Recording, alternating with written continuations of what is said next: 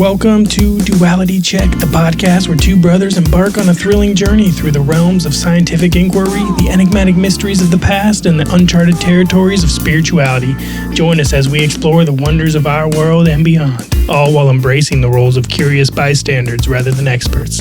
Together, we'll unravel the intricate tapestries of existence, blending the dichotomies of knowledge and wonder.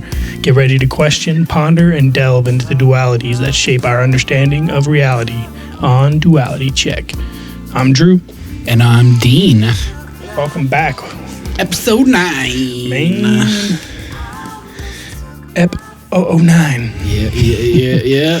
So, we're back with... We've got to stop catching up with each other. Yeah. Like, as we're setting up for the podcast, so we can, like, catch up in front of people a little bit. And, like, be a little more personable. True. No, it definitely would help. But it's, we're brothers. We haven't seen each other for a few days, Yeah. We end up catching up. But yeah, we don't have much correspondence as far as listeners this week. Yeah, so write us in, people.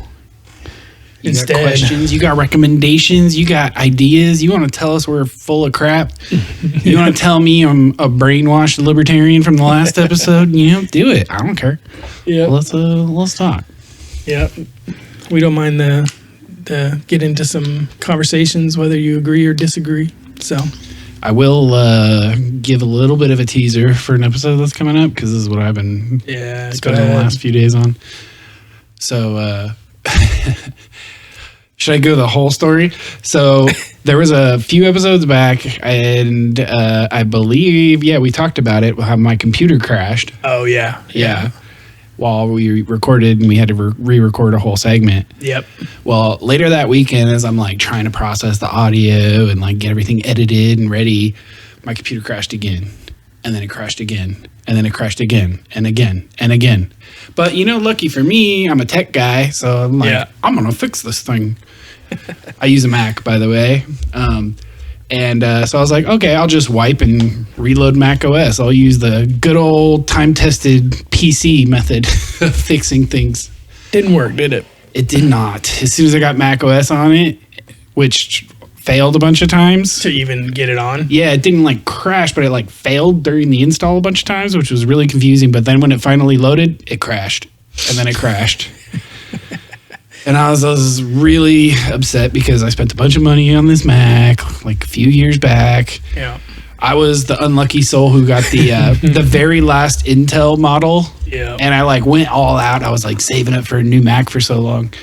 And I freaking buy the top of the line i9 16-inch MacBook months before they announced the Apple Silicon chips. Yep. So pissed.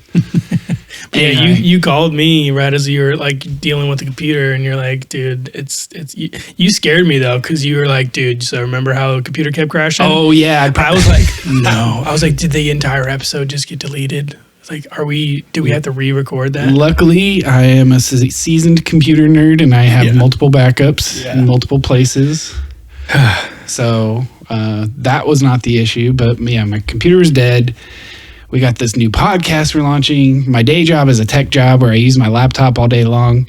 Right. And I just couldn't go out without a laptop. So I'm looking online because I'm a freaking snooty Apple dude, I guess. You got it, and now you are, yeah. I'm not so proud of it anymore, but I do love my Mac OS. Yeah, you were a snooty PC guy before that, though. That's true, an Android guy until I saw the Apple ways, and then I was snooty about that, and now I just want my stuff to work. Yeah, you're just a tech guy. Yeah, so of course, I want to buy a new MacBook, and of course, Macs are super expensive, and I'm not balling out here or anything, so I look at the store, and it's going to be a week before I can get one if I order online and get the exact one I want to buy. Right.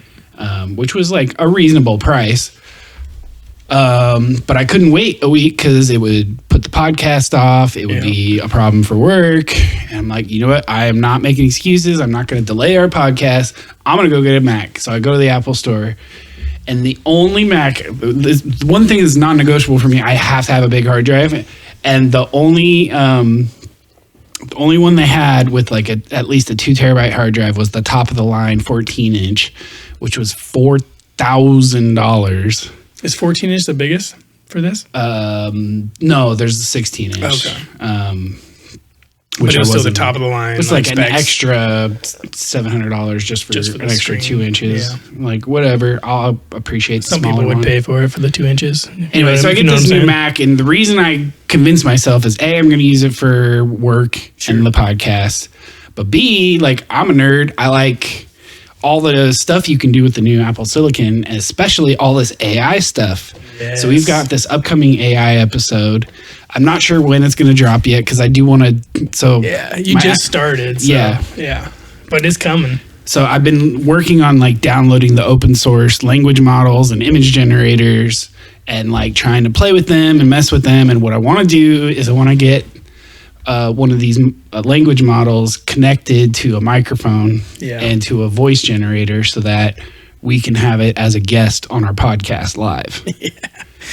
Yeah, we hope. We hope nobody's. It doesn't matter whether I'm somebody's sure done other it or people not. have done it, but we haven't. We haven't. It's going to be interesting. So, you were talking about maybe doing having inputting a bunch of Graham Hancock stuff and then having it like so probably not for the first time. I think the first time it'll just be the novel idea of AI, and we'll talk about AI and futurism and stuff with it. But in the future, as I keep nerding out and learning more about it, what I want to get like good at prompting and like restricting and training, so that what would be super cool to me is to like upload a bunch of Graham Hancock books and transcripts from videos into a model and tell it it's a Graham Hancock and have a conversation with it.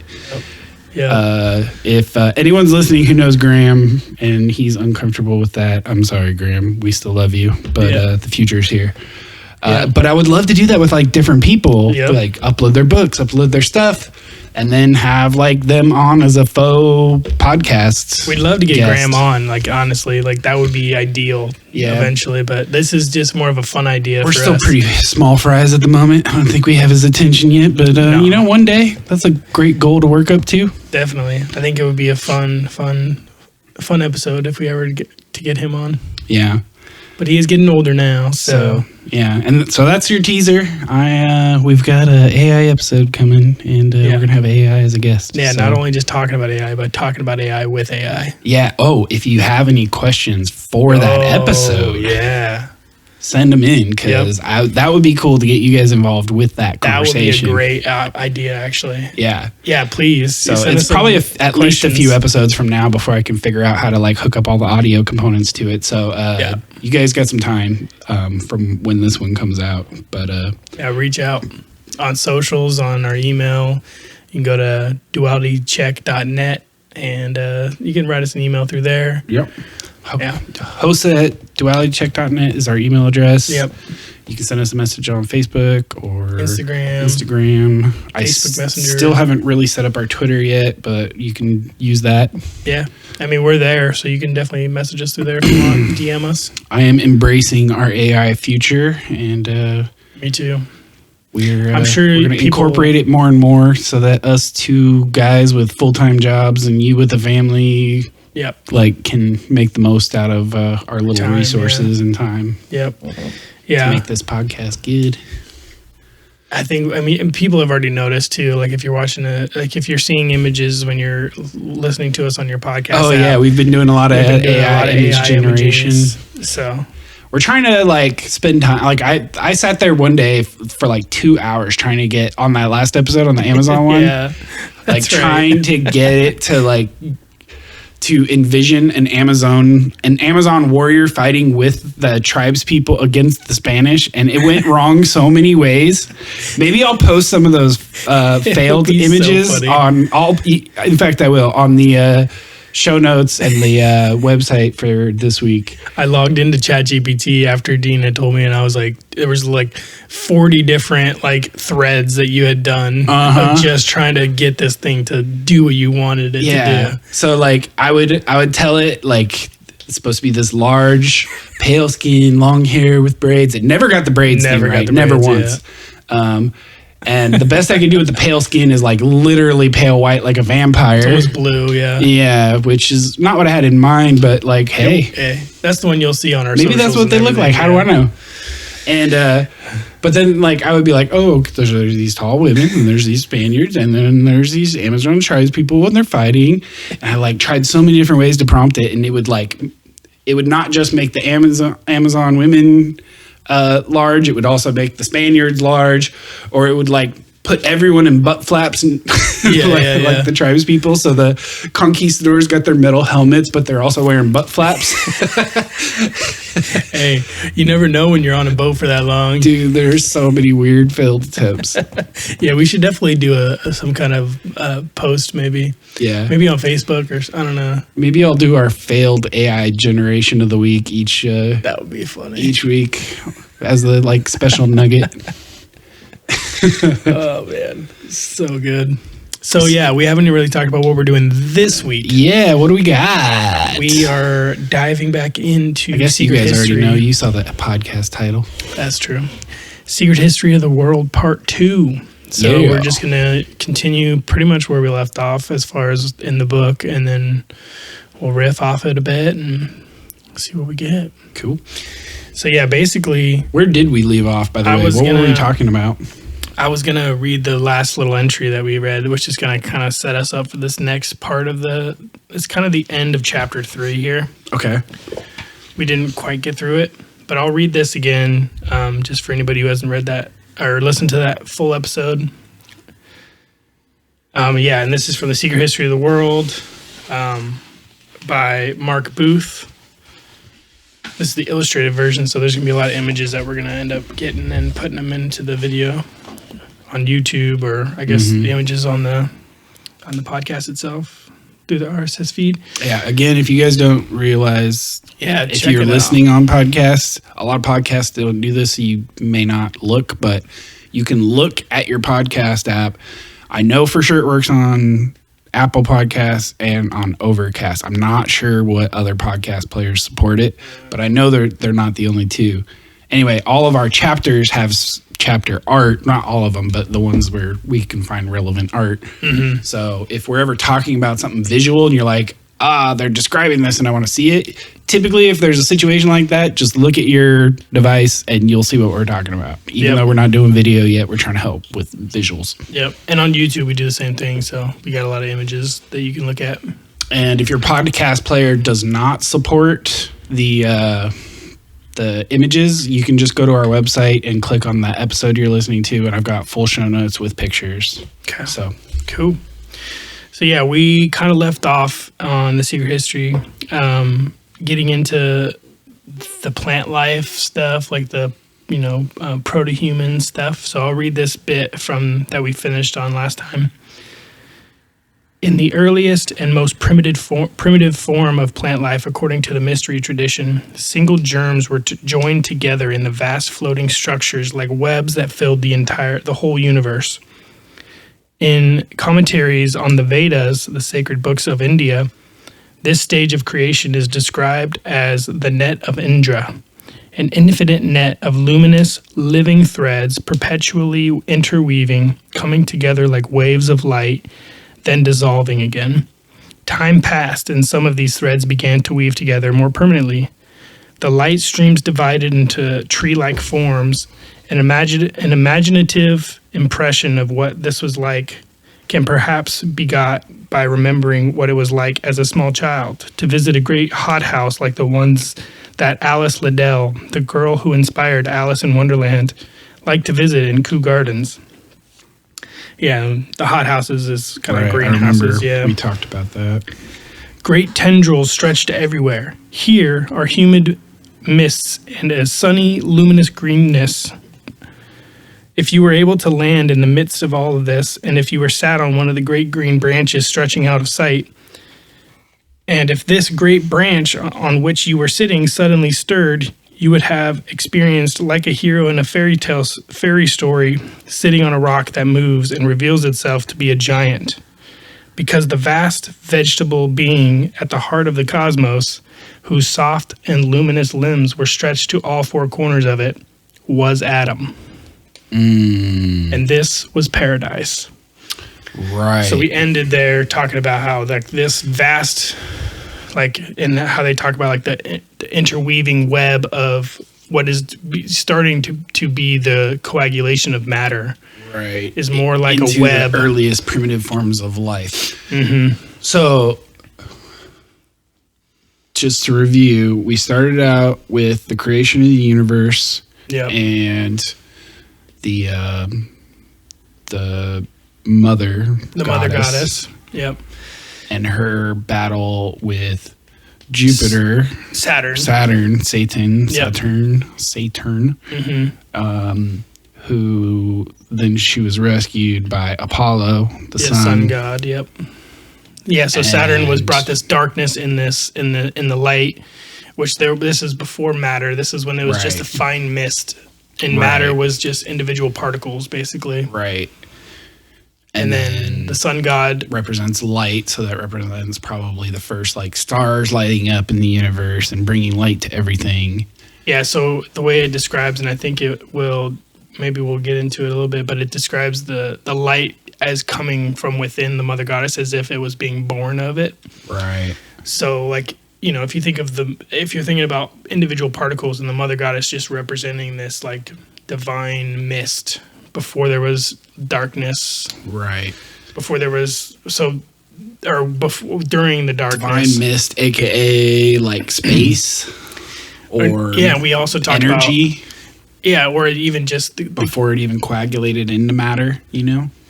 It was like, because in the beginning we had talked about it had described like the initial thought kind of emanating, and mother goddess was the emanation of the original thought. Right. And it was basically the original thought that birthed the mother goddess, but the mother goddess kind of set the stage for what happened later, which was Saturn coming in and bringing this darkness, which basically took all the mist and started making it all turbulent. Mm-hmm. And you know, if you're to think about it in a scientific way, you're talking about like particles, and then there's this like wave-like darkness pushing through it that pushes everything into certain patterns. Like gravity waves to me. Right. We talked about that. And then when the sun god, if that is the case, then that would mean that Saturn is responsible for Helios, his coming together in the first place to then save the mother goddess from Saturn. Exactly. Like it's cyclical, you know, like this is all a story put together to describe what it might have felt like to be there. Right. It's but more there was about no the experience. Beings. Yeah. Right. Like there was no me and you humans on. So this concept of the primordial atom is what that makes me think of is Chandra Wickramasinghe. Yeah, we talked Wickramasinghe. I cannot say his name. Sorry. Sorry about that. You're awesome, but I can't pronounce your name. So what that reminds me of is his talking about like that when you like look out in these nebulas in the universe, they're complex hydrocarbons and carbon complex carbon molecules. The basis for life, yeah. And if you hear him talk about it, he thinks that it's actually like microbial and viral and fungal life floating around just in these big clouds, which sure sounds a lot like the body of Adam spread all over, which is like the seed of life for everything everywhere. Yep. Yeah, it talks about the infinite net of luminous living threads perpetually interweaving, coming together like waves of light and then dissolving again. So, you know, it's just waves of light coming through these threads of matter that are starting to stick together and create some sort of first stars lighting up, and they're like casting this glow on all the nebulas that have still yet to form into their own stars and planets. Yeah, and then it says time passed, and some of these threads began to weave together in a more permanently, or to come together in a more permanently. And the light streams divided into tree-like forms. So this is the idea of like these proto-human, like this vegetable state, like the idea of Adam, a being. That also makes me think of the, like the, if you study cosmology and they talk about like, we got our, solar system, which is part of the galaxy. And then there's like all of these galaxies. But when you zoom out to where galaxies look like stars, these galaxies form these like filaments. Yeah. These like strand-like patterns, structures that could be described as tree-like limbs. Mm-hmm. Yeah, absolutely. And so this is before there are animals that you would, distinctly be like animal forms on Earth, right? This is before Earth was really formed even. So when we get into now, this is going to be more of like, think of it like humans in plant form is kind of the way they describe it. And that's more of an image to get you to think the way that this might have unfolded. And in the story, I'll continue. If keep going. Yeah. So this is the next. This is the next kind of part here that gets us going into it. So after it says it was Adam and this was paradise, it goes on to say, because there was as yet no animal element to the cosmos, Adam was without desire and so without care or dissatisfaction.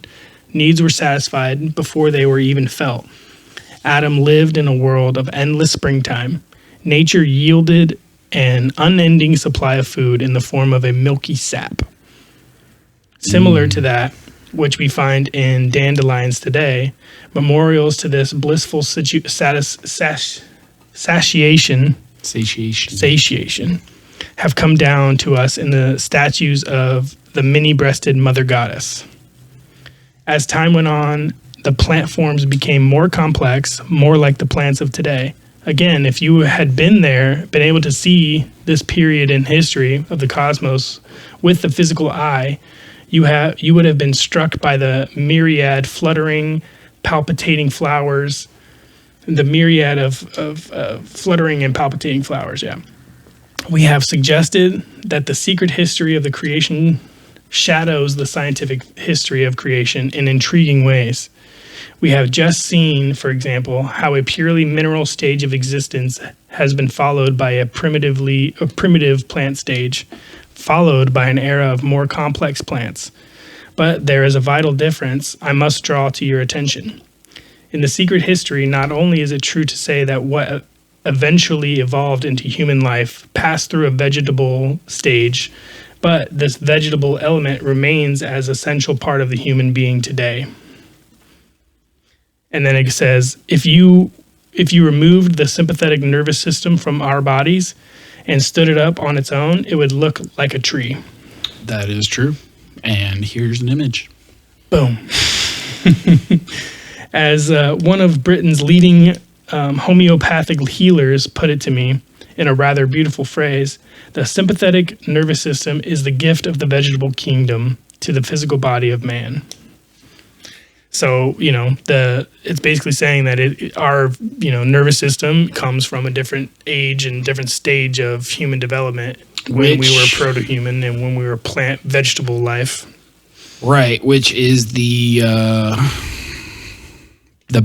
basis of life is like the nervous system is either what harnesses or resonates with or gives rise to the conscious experiences. And so it makes sense that it's sort of the most fundamental. Yeah, obviously we're not doing photosynthesis or anything, but we still have some kind of remnants of what it was what that time may have, that. We have our kind of own version of that, which is, we need sunlight in order to get. Yeah, we need vitamin D. Yeah, it's definitely an essential vitamin that we need. And no source is as good as the real thing of having your own body generate it from the sun on your skin. Yep. My pasty white ass over here talking about sun like I ever get any. He's a tech guy, guys. I'm a nerd. So I'll continue here a little bit because it continues to talk about what it might have been like as a vegetable body, Esoteric thought all over the world is concerned with the subtle energies that flow around the vegetable part of the body, and also with, as we shall see, as its organs of perception. The great center of the vegetable component of the human body, feeding on the waves of light and warmth radiating from the sun, is the chakra and the solar plexus, called solar, because it was formed in this, the era controlled by the sun. Mm-hmm. Yeah, so basically the chakras are another, like, the idea of this, like, Eastern philosophy, like chakras, the healing centers of the body, like this is all kind of left over from, and we also talked about it in the previous episode on part 1, how the plants themselves in our everyday react and interact with the cosmos, with the arrangement of the planets, with the arrangement of the sun. Right. Yeah, we had talked about those experiments that the people had done with the salts and whatnot, showing the different minerals respond to different planets. Yep. Influences. So awareness of this vegetable element in the human body has remained greatest among the peoples of China and Japan. In Chinese medicine, the energetic flow of this vegetable life force is called qi. It's understood to animate the body and disease arise when the delicate network of energies becomes blocked. The fact that the flow of this energy is undetectable by modern materialistic science, the fact that it seems to operate in some elusive realm between the human spirit and the meat of the animal body, does not make the medicine any less effective, as generation upon generation of patients attest. Right, so it's got a lot of people that have, seen the good that, dealing with chakras and dealing with qi has done for them psychologically, physically. Right. Yeah, I mean, there's a reason why those Eastern healing practices are still in practice today. Mm-hmm. It's like people still do acupuncture. They see some sort of effect. They still do, spiritual healings to try and treat the chakras or whatever. Mm-hmm. I don't really know anything about that stuff. It's good material for future episodes. Yeah, and it also, like we talked about before, like the directed, not the directed, but I lost my train of thought. Oh well, I'll come back to it. Okay, we're gonna keep going on chakras, so maybe it'll probably come back. Although the idea of chakras has become popular in the West because of an influx of Oriental esoteric thought, the chakras are also central to the Western esoteric tradition and can be seen in both Egyptian and Hebrew thought. And just as Christianity contains a hidden tradition of gods, of the stars and planets, so it also contains a hidden tradition of the chakras. The organs of the vegetable body are situated in nodes up and down its trunk. They are made up of different numbers of petals. The solar plexus chakra, for example, having 10 petals, and the brow chakra having 2 petals. The 7 major chakras situated at the groin, solar plexus, kidneys, heart, throat, brow, and crown feature in the 17th century writings of Jacob Boehm. I'm not going to pretend like I know it's Boehm. Anyway, and as we will see later in those of his near contemporary, the Catholic Saint Teresa of Avila, where they are called the eyes of the soul.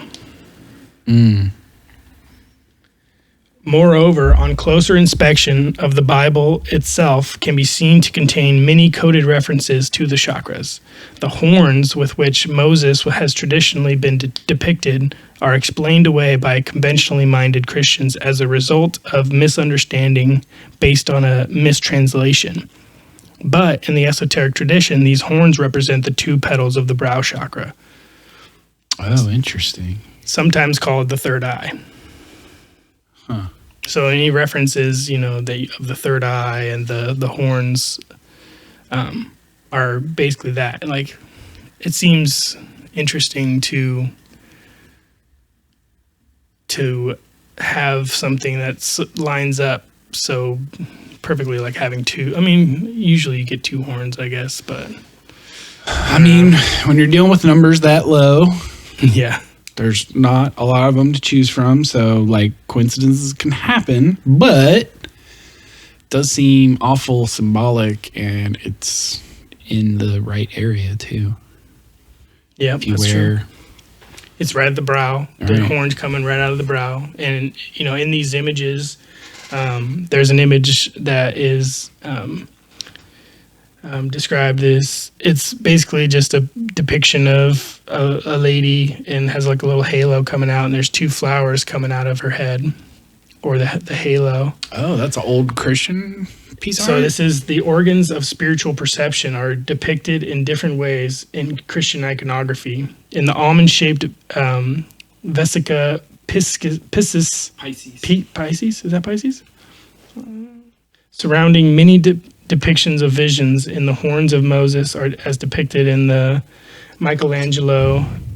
depicted by Michelangelo, and in the blossoming rod of Aaron and the other flowerings. That's the description for the image. That's really interesting. Yeah, because Christianity's an interesting religion because it seems to be composed of like it's like obviously it's this whole like story of Jesus and whatnot, and like a lot of people know that part of it, but it's also an encoding of the religions that came before. Mm-hmm. It's an encoding and a continuation of the Greek traditions. And there's a lot of hidden symbolism.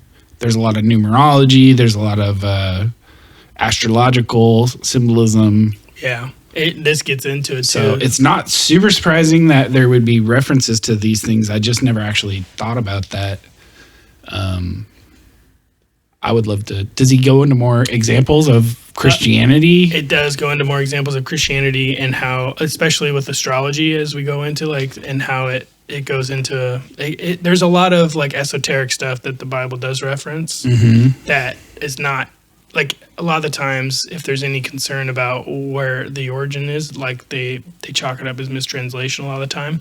Right. But I've got some passages actually coming up here pretty quick that talk about stuff like that give us a little bit of hint as to what they're talking about. Okay. So returning to the creation narrative and the great imaginative images encoded within Genesis, we see that Adam's body had at first been very soft and amorphous, his skin almost as delicate as the skin on a pond. But now it began to harden, as the great Christian mystic and Rosicrucian philosopher Jacob Boehme wrote in Mysterium Magnum, his commentary on Genesis. What would in time become bone now hardened and became something closer to wax. Warmed by the sun, his green limbs also began to become tinged with pink.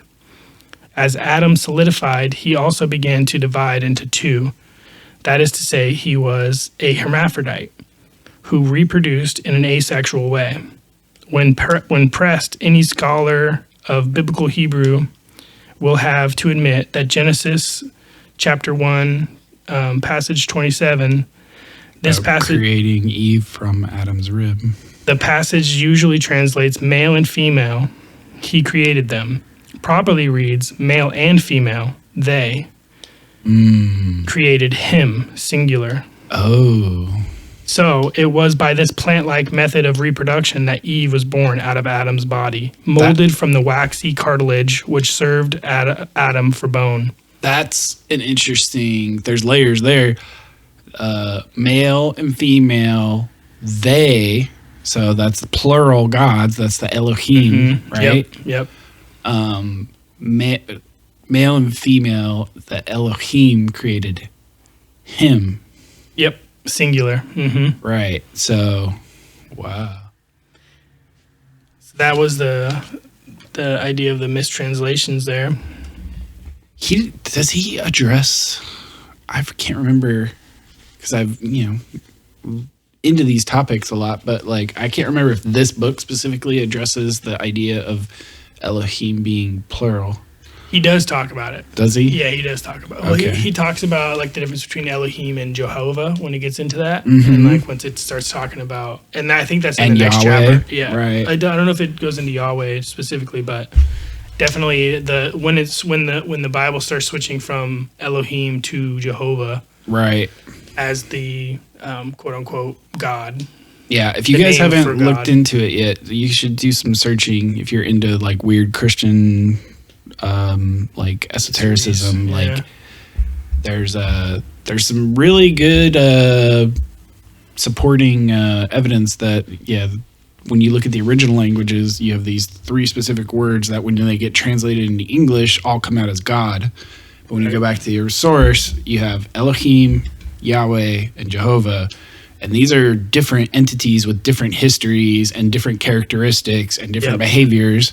And Elohim specifically is a plural, which represents the gods, not necessarily a god, plural or singular, which is it's all really pretty interesting stuff. Let's take our we're first up on a break. We're already over a bit. Cool. And I'm excited for this one. This is It's getting into some exciting stuff. We'll probably cover another And we probably 2 won't. chapters. Yeah, I was gonna say I know we're If not gonna that. get as far as I've read ahead. So Yeah. All right, y'all. We'll be Enjoy back. some puppies and some chocolate.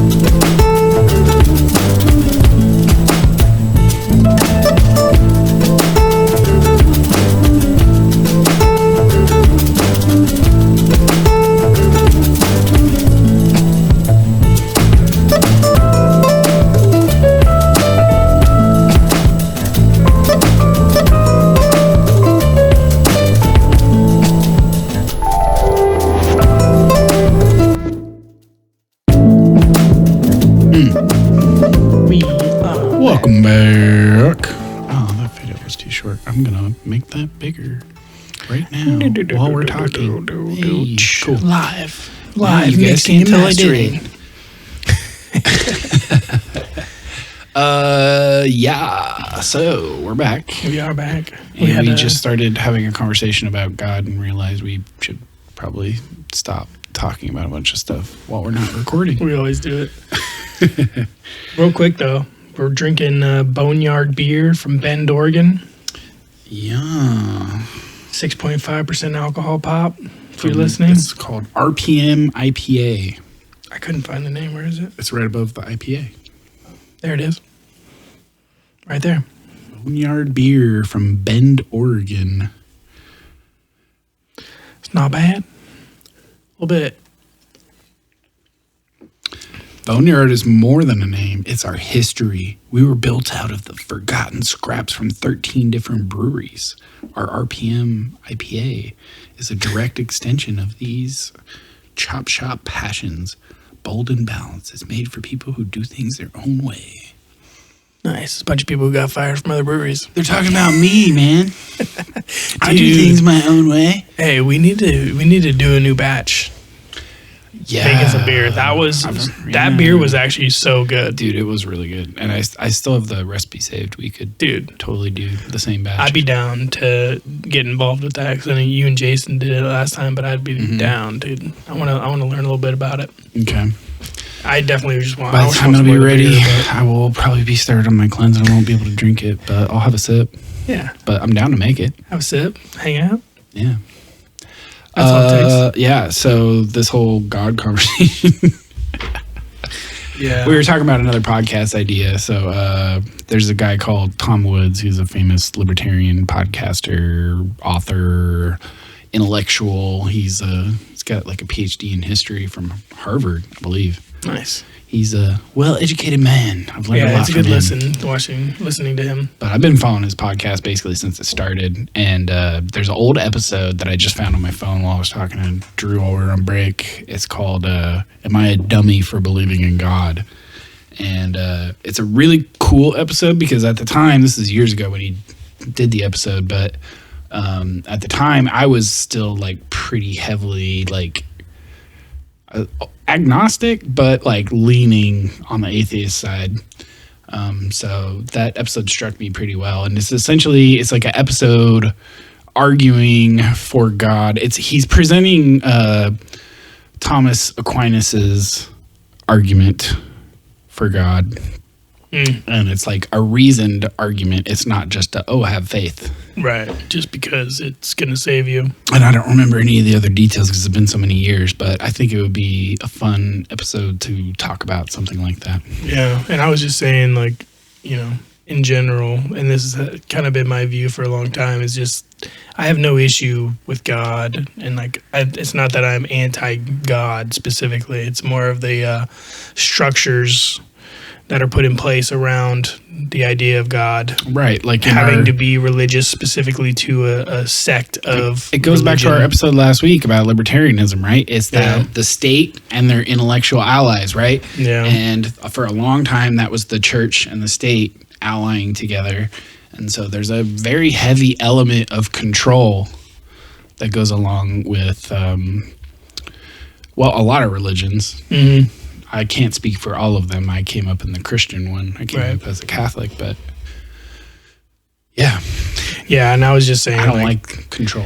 I don't like the controlling of the way you perceive the world and the way you perceive yourself, and putting judgment, casting judgment on you, and like but there's beautiful ideas in there too. Absolutely, there's good moral lessons. There's really weird esoteric shit and stories about the Elohim creating the freaking vegetable atom. Uh-huh.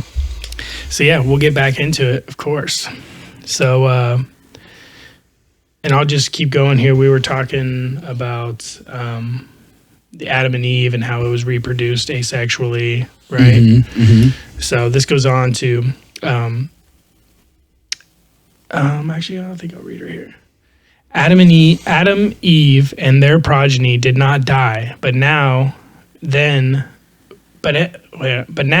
then they merely went to sleep in order to refresh themselves. But the lotus-eating state of the Garden of Eden could not go on forever. If it had, humanity would never have evolved beyond the vegetable state. It was always intended that the sun god would separate from the earth for a while. So that's talking about kind of where we were before, like the idea that the sun was within the earth at the time and gave life from within Mother Goddess, gave life and light, which the life on Earth, the proto-Earth even, like this is still like a mist. Or is this him trying to say that hollow earth is real and there's really an internal sun burning on the inside of the earth? Well, I mean, we have a core, but no, because later it'll separate, and we'll get into that too. The earth the sun separates from the earth and rises and then starts to illuminate the world from outside, and that's what cools the earth and creates this crust and creates all the structures that we see. But yeah, it goes on to, of course, no artifacts have survived from the time when gods and proto-humans lived in plant form. But there is at least a reliable record of such artifacts. Herodotus, the Greek writer of the 5th century BC, is sometimes called the father of history because he was the first to try to research and piece together a coherent and objective account of history. In approximately 485 BC, Herodotus visited Memphis in Egypt. There, in the vast underground vaults, he was shown rows of statues of former kings stretching back as far as the eye could see into almost unimaginably distant times. Walking with the priests along the rows, he came to a series of 345 colossal wooden carvings of beings who had reigned before Menes. I don't know how to pronounce that. Their first human king, right? This is after the gods. This is after the Zeptepi. Yep. These beings, said the priest, were born one from the other, right? What is it? What was the term they used? I guess it was asexual, but it was the asexual. There's another term. Anyway, hermaphrodite. Hermaphrodite. No, it's right now. It's literally the next word. It's so funny. Not the next word, but so the first human kings, these beings, said the priests, were born one from another. This is to say, without need of a sexual partner, by the plant-like method of parthenogenesis. That's the word I'm looking for. Parthenogenesis. Each carrying a plaque giving name, history, and annals, the wooden monuments were a record of the long-lost era of the vegetable life of humankind. And that ends the specifics of this, like the vegetable life. And this is the end of that chapter, at least. According to GPT Summarizer, parthenogenesis is a natural form of asexual reproduction in which the growth and development of embryos occur in a gamete without combining with another gamete. It is also known as virgin birth and takes place in both asexual animals and plants. In animals, parthenogenesis refers to the development of an embryo from an unfertilized egg cell, while in plants, it is a component process of apomixis? Apoxymis. No, that X would be in the wrong place. Apomixis. In algae, parthenogenesis can mean the development of an embryo from either an individual sperm or an individual egg. Yeah, so this is more talking about the plant life, obviously. So it's what I liked about that. Apomixis. What I liked about that last passage is talking about Herodotus going to Egypt and how he was taken underground. Mm-hmm. Yeah, underground, and he was seeing all the different kings, the past kings, and this is kind of like the king's list, right? Like the quote unquote king's list, it where sounds like they could be like reference to the labyrinth. That's supposedly. Oh yeah. It also could be reference to, if you follow all the different Ben temples. at Uncharted X and those videos where he talks about on the Giza Plateau how like the Giza Plateau around the pyramids, like it's not just the pyramids, it's also like there's tiles on the ground around the pyramids, these giant freaking stone tiles. Yeah. And there's gaps, and those gaps are holes, and they're black, and you can drop something and it just dump sand in there, and it never stops. Drop never something fills. like on a rope, and you can never seemingly reach the bottom. I've got a cool image I'm going to show Dean right now, but we'll post it as well. Look at this.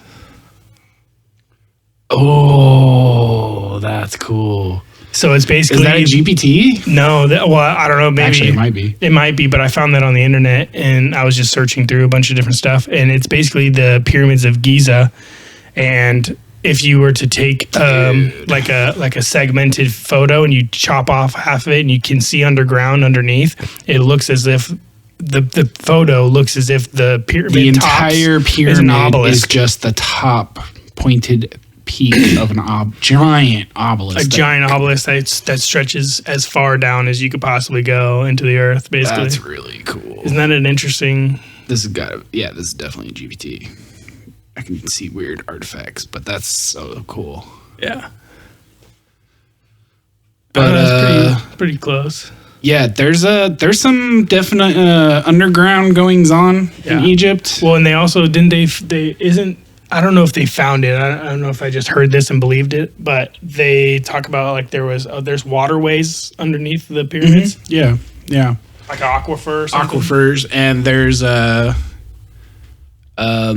in the hole in the Sphinx, So for those of you guys don't know, there's a hole on the shoulders, at the top of the shoulders, like where the neck meets the shoulders, at the top of the Sphinx.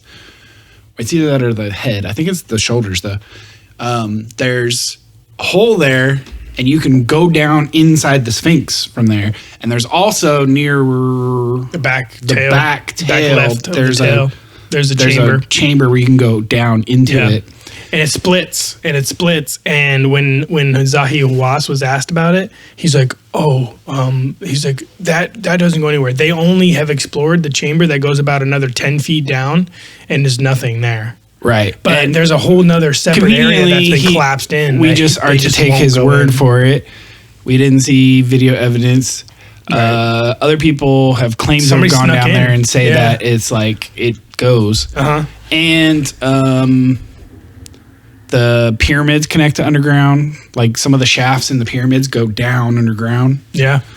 That kind of makes me think of the idea of it being a power plant. And like the idea that there was chemicals that were like, because there was people who've gone there, even like the Brothers of the Serpent talk about it when they go and they see the chambers, and they like these were not those chambers in the walkways and whatever. They're not made for humans. No, it's not made for people to go in there and as like some sort of shrine, or even like a temple, or even like a to get into those bigger inner chambers. You have to literally crawl. Yep. And duck crawl and scoot up a freaking tilted shaft, like super far. Yeah. It is like you can't like stand straight. Yeah. Some places like you can't even like crawl straight. Like you have to kind of like scoot, like low crawl. Yep. And they super uncomfortable. And there's these little air holes that they thought were like venting shafts or something. And they sent a drone, some sort of like robot in there, because you can't fit in there as a human. You can't fit in there. But they sent some sort of robot in there, and they looked down, and it was just an empty chamber. Like there was nothing in there at all. There was a door at the end of it. There was a door, yeah, but they were what appeared to be nothing some sort in of this, door. and it was a large chamber. There was a German machinist who was like part of a survey team or something, and he wanted to like drill a hole in it, and somehow he got the approval, and they did. And in the door? Yeah, they drilled through it, and they poked a camera through, and they just saw more black. So it was just I'm not aware of any public information about what's beyond that. But I've heard like rumors that they have sort of, and that's the thing, I don't trust all this like secret and all these like poo-pooing the theories while not showing like all the parts that everyone's actually interested in. Yeah, like they're just conveniently neglecting a lot of these parts that people are wanting to hear about, while negating everything that people are pretty sure they're lying about. Right. So what I really want to see is I want to find this freaking underground chamber where there's like rows of freaking the king's statues going like back. They just described. Yeah. Yeah. Yeah. No, that would be, dude. Before like bucket list stuff, we need to go to Egypt. Me and you. Even if it's just me and you, and we don't take anybody else, and we just go. Clearly, there's a lot of turmoil and stuff going on in that area of the world, but like, we need to make it happen. Totally. On one of the tours, because I know they're still doing tours. I would love to go on one of the tours, because I would love Yusuf to be the guide. I want him to be the guide, because I don't want anybody else trying to force feed me something. Right. He's got questions more than anything. Questions. He knows the official history and the unofficial history. And he's making friends with a lot of people from the West that are giving him alternative ideas. So he's probably putting together some sort of, because he's there all the time, right? So he's probably putting together a lot more information than anybody else can. Yeah, I found this the other day. It's the full Egyptian king list. Ooh, dude, I'm having crazy.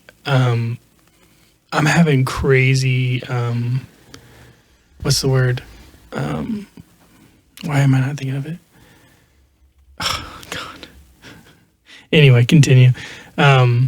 Deja vu is what I'm having right now. I'm having crazy deja vu right now. Really? Yeah. Yeah. Well, we only have 8 other days that could have been so similar to this that we've done podcasting. Or is it more about the topic? Or do you actually feel like I feel like we're having here? I don't know. Dude, that's crazy. I'm having deja vu. Deja vu is crazy. It is crazy, especially when you admit that it's crazy. Can you put any words to it? I'm trying, but I can't specifically. It's more, as soon as you pull that image up and what we were just talking about, like, triggered it. Weird. Yeah. Yeah, so recently I looked at this king's list here, and I didn't realize like how connected the Greek and the Egyptian cultures were. Like I knew that they interacted, they traded, they fought sometimes. Like they were definitely the two like big boys on the block in the Mediterranean in that era. Yeah. But there's like this particular website has like the Greek name and the Egyptian name for all these different kings. And the number of years. Yeah, like Ra for Egyptian is Helios for Greek. Mm-hmm. That's the second king. The first king Osiris is Osiris. Hephaestus in Greek and Ptah in Egyptian. I thought Osiris was supposedly Egyptian. reigned 9,000 years as the first king. Yeah, he was a god king. Second king was 1,000-year reign. Yeah, so those first two are these are the gods. Like you got Anubis, you got Ares, Heracles, Kronos, Osiris, Horus, Amon, Zeus, who apparently is Amun-Ra in Egyptian. Then there's unknown 4 other gods. I didn't know Apollo was an Egyptian god. 370 in total. And then from there... I thought Apollo was Greek. Apollo's Greek, yeah. It says Apollo is an Egyptian god. Yeah, and some of these look... I don't know. Those look Egyptian, some of those. Yeah. Like Anubis. Right. Is Egyptian. That's right. That's an Egyptian I don't know god. how well organized or reliable this is, but... Yeah. And then, so it's like the gods for the first 2 dynasties, and then it's supposedly demigods for the 3rd dynasty. Totaling in 3650. The 4th dynasty is kings without names given, but those were supposedly the first like true human. But we don't start giving credit. But that's all part of the Zep-Tepi, which is the before time. They don't give them credit as being real. They give them more as myth. Yeah, according to Egyptologists, all of this section of the king list is myth. Mythos, yeah. And then it's after that where you get the early dynastic and first dynasty and all that. Those are the ones where they say the official history stuff to of Egypt starts. But they still there's a bunch of question marks. Pretty fascinating that they have question marks. Yeah, they have so many. So many. That is fascinating. Like shared gods. And that they have it like written down so specifically as to who ruled in what order for how long. Yeah. I find that fascinating. Where would they come up with that idea? Maybe it's symbolic. I don't know. It could be mythic, but it could be symbolic for something real, you know? Well, and if you're like, we go back to like this book, like, right? Like once you get past a certain point of history, things stop becoming physical and material, and they go into this ethos of like plant life and proto-humans and Adam being this string of atoms, literally atoms, like strung out across the universe that are starting to coagulate into certain areas as tree-like beings, you know? Yeah. And then it starts this whole plant life formation, and then there's these gods. But even in this book, it tells you, like, remember, these are images in order to get you to feel, and it brings you back to the initiate trying to learn what it is to like the secret history. Yeah, it does keep reminding you about that analogy from the beginning of the book. And it's going to continue here. Like, this is a perfect chapter to continue. What's the next part we got there? So this is chapter 4. Lucifer. Okay. Yeah, we're going straight into chapter 4 here. Lucifer, the light of the world, the apple of desire, a war in heaven, the secrets of the days of the week. Creation was reenacted in the mystery schools, a drama in 3 acts. The first act dramatized Saturn's oppression of Mother Earth.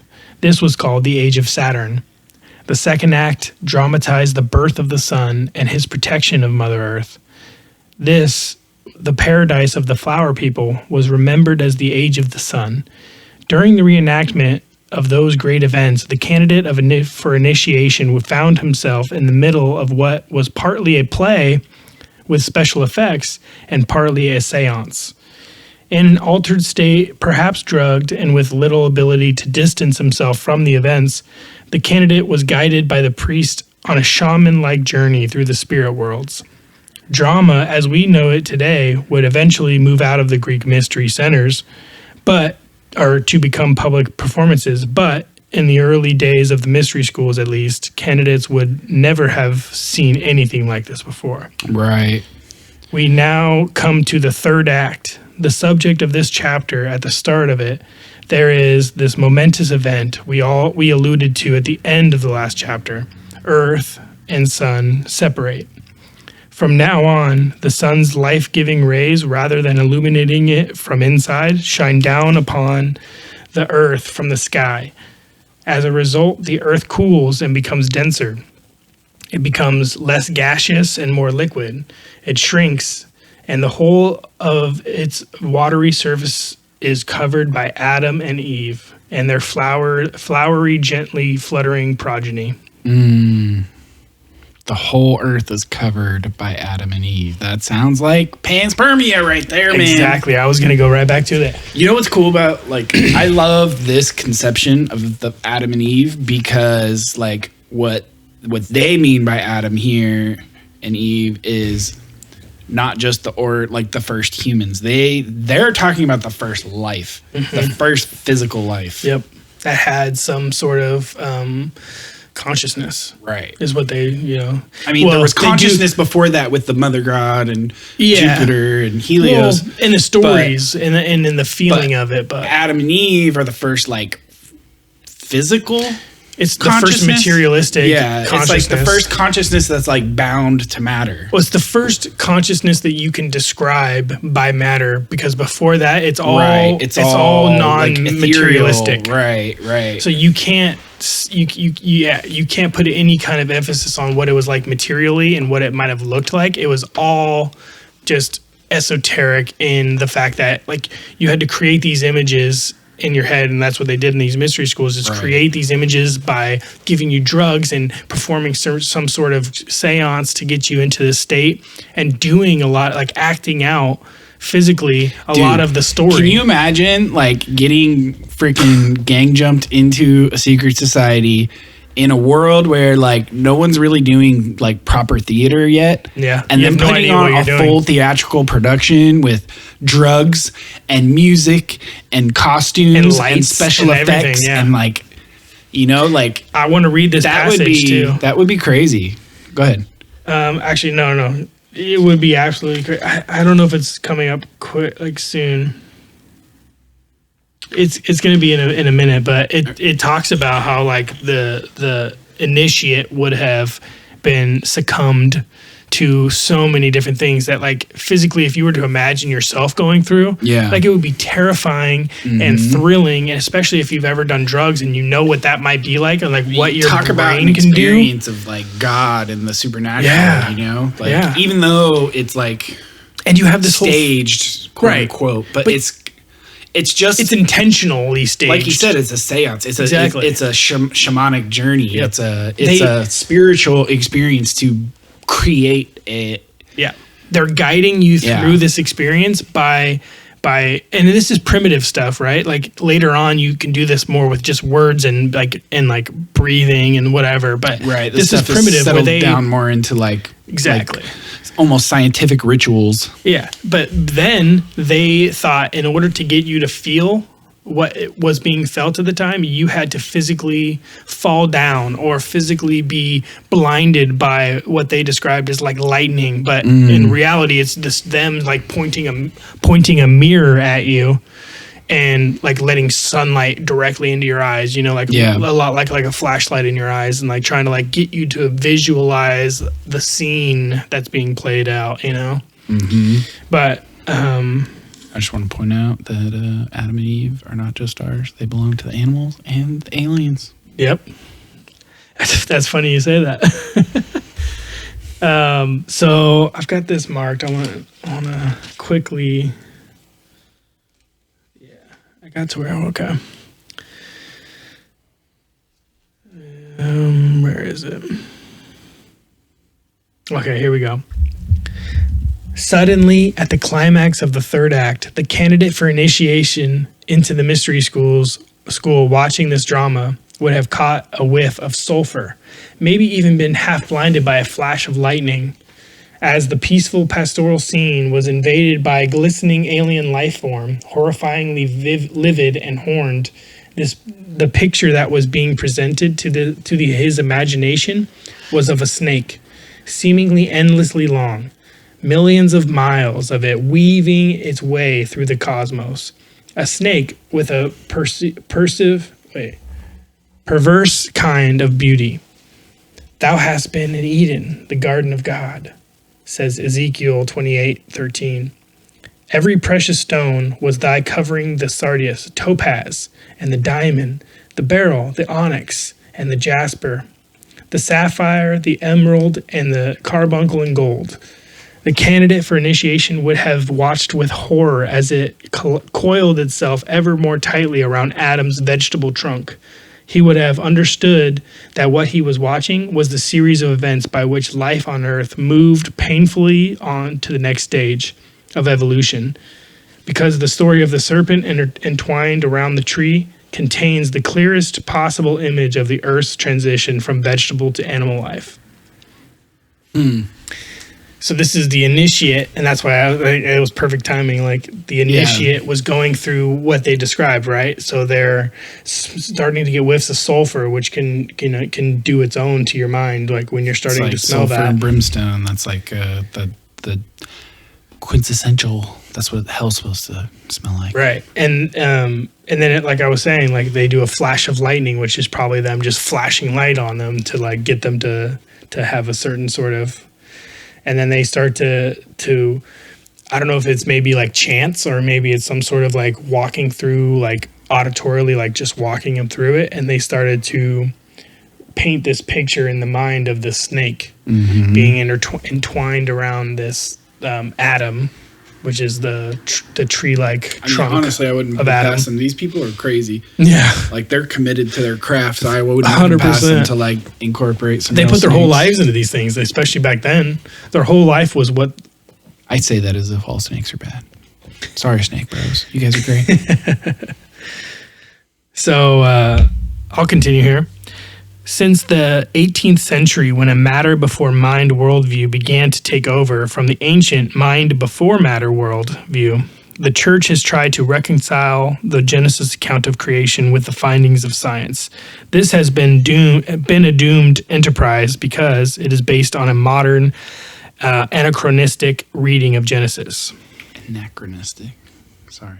No, it's fine. Pick your pronunciation. It's fine. But I'm your brother and I'm going to do it. Genesis does not consider evolution objectively as modern scientists do, piercing together bits of geological and anthropological and archaeological evidence impartially and objectively evaluated. The story of Genesis is a subjective account of the way humanity evolved. He's giving the scientists a lot of credit there. I want to back up a little bit to the serpent metaphor, because he talks about it being a metaphor for the beginning of animal life. And you know what? That's that image of the snake coiling around the tree. That's like the same image that's like pharmaceuticals and like medical. I was literally, when I heard this, yeah, that's exactly it. The image that it shows right here is not the, that's not actually it.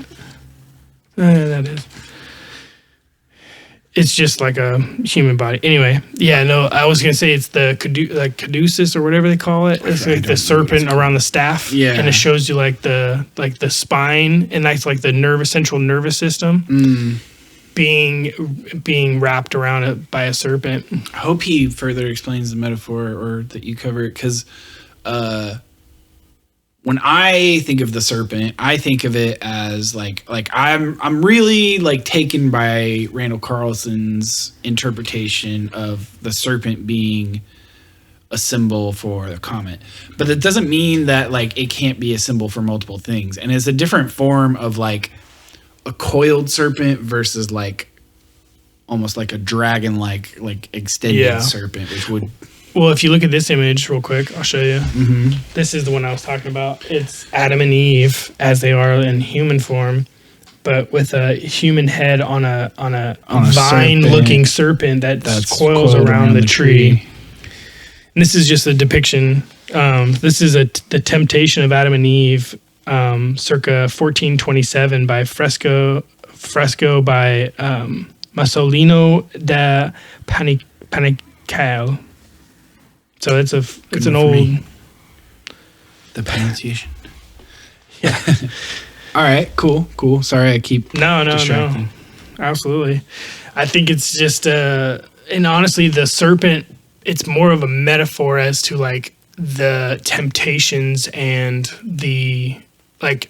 They go on to talk about how like the thought started to become part of human existence, right? And so did want, and so did need, instinct, like all these things, right? Because like if you're a vegetable existence, you're rooted. Yep. And you so get that all the means everything you need comes to you, or is delivered to you from above, from the sun, or falls onto you from the sky, or you pull it out from the earth. Yep. You like plants do have the ability to like turn, sure. And like. I like the theories of like plants are actually just animals that move a lot slower too. Right. But like a sloth. Yeah, like they just operate on a different time scale than we do. It's funny how sloths become super plant looking before they die. Like right as like when they're like at their like they start getting moss grown on them, they look all green because plant life is starting to grow on them because of how slow they move. Interesting. Yeah. But yeah, continue. But I'm kind of now like I don't know if I'm remembering from when I like read through all this or if this is where I'm just a good guesser, but probably just remembering. But when you switch from vegetable to animal, all of a sudden you need to go feed yourself. Yep. You need to keep yourself alive. The world doesn't just deliver life to you anymore. Yep, it's not coming from within now. It's coming from exterior, which is what the analogy they use with and the that's sun a fall, going from within. And that's being that's representative of being kicked out of the Garden of Eden because that paradise existence is gone. Yep. Like those days are gone. Yep, and now you have the you have the enlightenment from eating the apple, right? So now you have these urges, you have these needs that you need to meet that are coming from outside of you in a sense instead of like coming from within. Yeah, interesting. Yeah, where does it go? Yeah. So we saw in the last chapter how matter had in a sense prepared the ground in which vegetable life could be born. Now, vegetable life were formed a cradle into which animal life could be born. To put it another way, vegetable life formed a seed bed into which the seeds of animal life fell. Right. This is the beginning of the momentous episode in history called the Fall. Have you seen the history of the entire world, I guess? That YouTube video? I guess is actually it's called The History of the Entire World, I guess. I haven't. Oh my God. Is it good? Dude, maybe we just do an episode reacting to it and talk about it because it's good information and it's hilarious. But there's one moment because he covers it's about as ambitious as this. He's got like a 1 hour video that covers everything from the Big Bang to modern day. Oh, wow. Yeah. And so at one point he's covering how like life started in the ocean, that theory, and how once there was an ozone, finally like they could come out of the ocean and go on land. And he's like, and then he shows a little fish swimming up to the land. He's like, I don't care because there's nothing to eat. Yeah. And then he's like, okay, now there's plants here. Are you interested now? And some bugs. He's like, I guess. And then a fish flops onto the surface and then like, gets trapped and grows legs. Okay. So he's more coming at it from a comedic sense in a sense? Like, I mean, more like he's like parody. A musician comedian, but he's like actually trying to do as best of a job as he can to like all of existence in 1 hour, right? So like, right. You got to condense it. You can't do it make justice, light of it a bit, right? Yeah, right. Yeah. That makes sense. It's a great video. All right. Well, we're over again, so why don't we take another break? Right. And we'll come back. we'll keep going. Get back into the candidate stuff. I will link you guys on the show notes to the Secret History of the World. You guys check it out. It's not the Secret History, the history of the entire world, I guess. I guess. I guess I'll I'm going to have to it. watch that. I'll probably watch it tonight as I fall asleep. Yeah, there you go. Adios. Or we'll be back.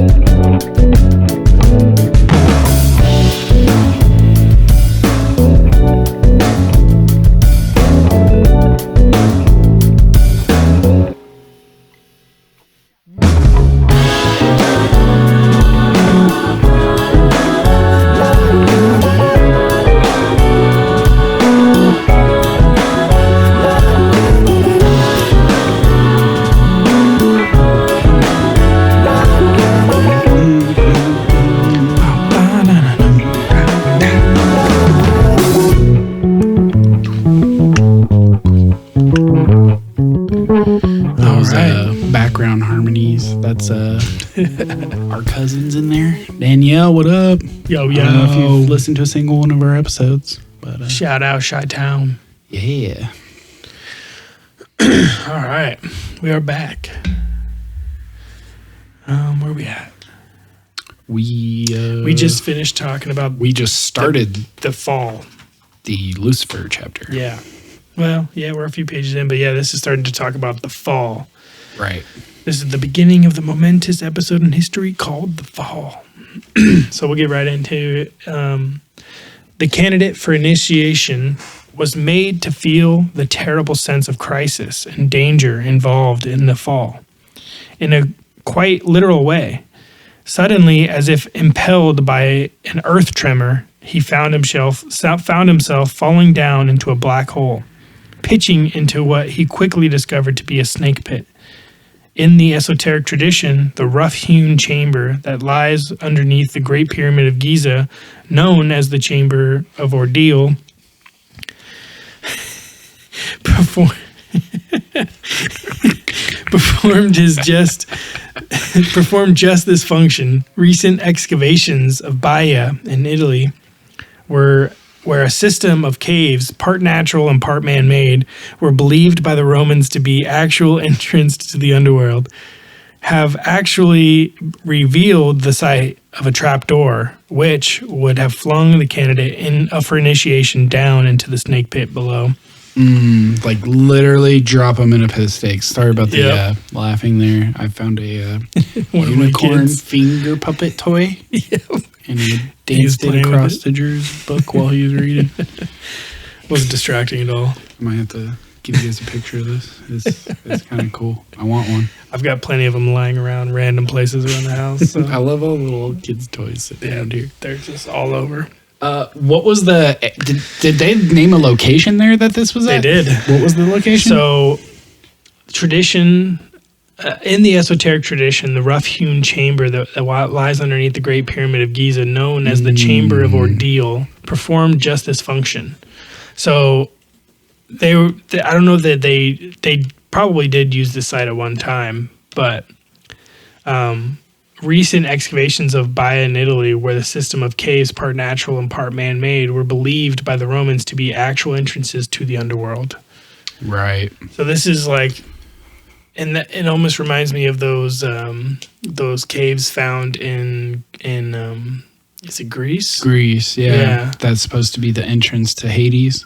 And it was a lot of like partially man-made and partially natural caves. Like there was some man-made aspect to it. Yeah, I think Brian Muraresku talks about that. Yeah, I think in his so. book. We're going to cover his stuff too. His is going to be, I think, the next book report we do. Yeah.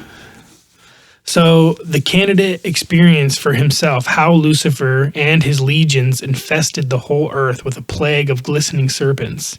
He saw how, according to the secret history, the whole earth began to seethe with primitive animal life. He saw, too, how desire tormented the very ground, making it heave, leaving traces of this torment in expressive rock formations. But why should the translation from vegetable to animal life be marked by such torment? The account of the catastrophe in Genesis emphasizes this tormented aspect in some of the most sonorous phrases on the Old Testament. Sonorous phrases, I like that phrase. Unto the women he said, I will greatly multiply thy sorrow and thy conception. In sorrow shalt thou bring forth children. And unto Adam he said, cursed is the ground for thy sake. In sorrow shalt thou eat in all the days of thy life. Thorns also and thistles shall it bring forth to thee. It seems that as a result of the fall, humans have to suffer, to strive, and to die. But why? Yeah. So because we're freaking animals now. Well, we're now into a different state of consciousness or being or essence. Like we've taken the desire, and it's part of us. Right. And Lucifer, as the mother goddess and the sun god were before, is now a part of us. This idea of duality, right? The good and evil within us and the savior within us that is there to help us, in a sense. Like the mother goddess being created in the image, and the Lucifer or Satan, rather, the Saturn coming in darkness to give life to the vegetable state, which the sun god comes to protect, or starts attacking, right? Starts to mix with the light of mother goddess, and then the sun god coming to save, and in doing so creates this vegetable life. Right. And then Lucifer coming and giving birth, causing the birth of like thought and animal and desire and all of the animal instincts. Right. So I always thought that like as told literal story of Adam and Eve was a little wonky. But like as a metaphor for want and desire, as a metaphor for a phase of existence where we move out of plant and into animal, where desire, and because you have desire, you have failure to fulfill those desires, which is suffering. Yep. And greed and envy. Right, but the flip side of that is you have the fulfillment of desire. And which keeps you going. It means more than all the other feelings, but at the same time, those other feelings creep in. Right. Well, it's what makes you an active participant. Like, because before consciousness was more passive. You're sitting there, plant-like. The world is happening to you. Yep. Exactly. You've got minimal control. You're conscious, So you're like observing and No, experiencing, and you but have what they describe as the third eye. you don't have a lot of power over the world yet. Yeah, you can experience all of what the universe has to offer, but you can't Except for desire. Well, except for desire, but at the same time, you're experiencing a different stage, like a different level, right? To go back to my onion theory, right? There's different levels of consciousness, and this almost says. I think you mean your Shrek theory. Yeah, my onion Shrek theory. This almost like gives me the thought of like there. It kind of solidifies that thought in the sense of like. There are different levels, and this creation, right, was our beginning. That doesn't mean it was the only beginning, or that everything that happened before in quote unquote history, is not still happening somewhere in the universe. That term you're using, our beginning, like you don't just mean human beings. No, I mean that would apply to all animal life, right? Well, it applies in my way of thinking. It applies to the entire universe that we can discover, that we can see. Right. It applies to everything. It's almost as if this isn't just a telling of history. It's like a telling. Well, it's not a telling of our history. It's a telling of the universe's history. Yeah. And this is the section of history that we would have in common with any alien life out there that we ever encounter. Exactly. Not that they wouldn't have their own peculiarities and spins on it, but like it's a pretty like in line, like all of this is not too far from like metaphor to like scientific concepts. We're going to go right into that too. Go ahead. Wrapped up in this ancient language are truths modern science would recognize. We have already touched on the way plants reproduce by a method called parthenogenesis. A part of the plant falls off and grows into a new plant. This new plant is in a sense a continuation of the old one, which therefore in a sense does not die. Right, it's a clone. The evolution of animal life and its characteristic method of reproduction, sex, brought death with it. As soon as hunger, desire were felt, so too were dissatisfaction, frustration, sorrow, and fear. Mm-hmm. Right. You're moving around. You can die in so many different ways. Yeah. Right? Like, you have so many things to worry about. You have so many, you know that what you need is something that you can have, but you don't have it. So there's dissatisfaction, there's frustration. Mm-hmm. Which goes back to the economics episode. Yeah. Of like, that is the human condition. Like, that is exactly. That is human action, and the basis of what it is, what it means to be human is that we look out in the world and we have desires, we have dissatisfactions, and we have enough of an understanding and an ability to interact with our environment that we can make theories about how to change the future to our satisfaction. Absolutely. And that's the human condition. And that's like, boom, secret history of the world, beginning of economics. Yeah. So who is it who tempts Eve? Who is the serpent who inflames the world with a desire? We probably all feel we know the answer to the question, but naively. The problem is that those in charge of our spiritual development have kept us in at a nursery level of understanding. We began to see in the last chapter how the church has covered up its astronomical roots, how the beginning of Genesis contains hidden within it stories of the same gods of the planets. We know from other more primitive religions, the god Saturn, the earth goddess, and the sun god. As we now move further into the Genesis account of history, we can see again how this covering up of astronomical roots, the radical monotheism of the modern church, can stop us from understanding clearly what the ancient text is trying to tell us. Yeah. Right. But it's all there in the layers, you know? And they reference it. They do reference it. It's more of when it comes to a point where it's kind of like a crossroads, and like they can see that some people might start questioning this aspect of the stories that are being told or what they're referencing. They cover it up by saying it's a mistranslation and it's not to be conflated, or they start playing word games where they say that this is, and not plural, and it could be a this and that, and like they start to kind of play games with it a little bit, right, in order to keep you on track of like, that's just a reference, who cares, right. It doesn't really mean anything to the overall like history of our religion. I mean, at least we're in a position these days where we have, we've gone through getting the printing press and the internet and like, right.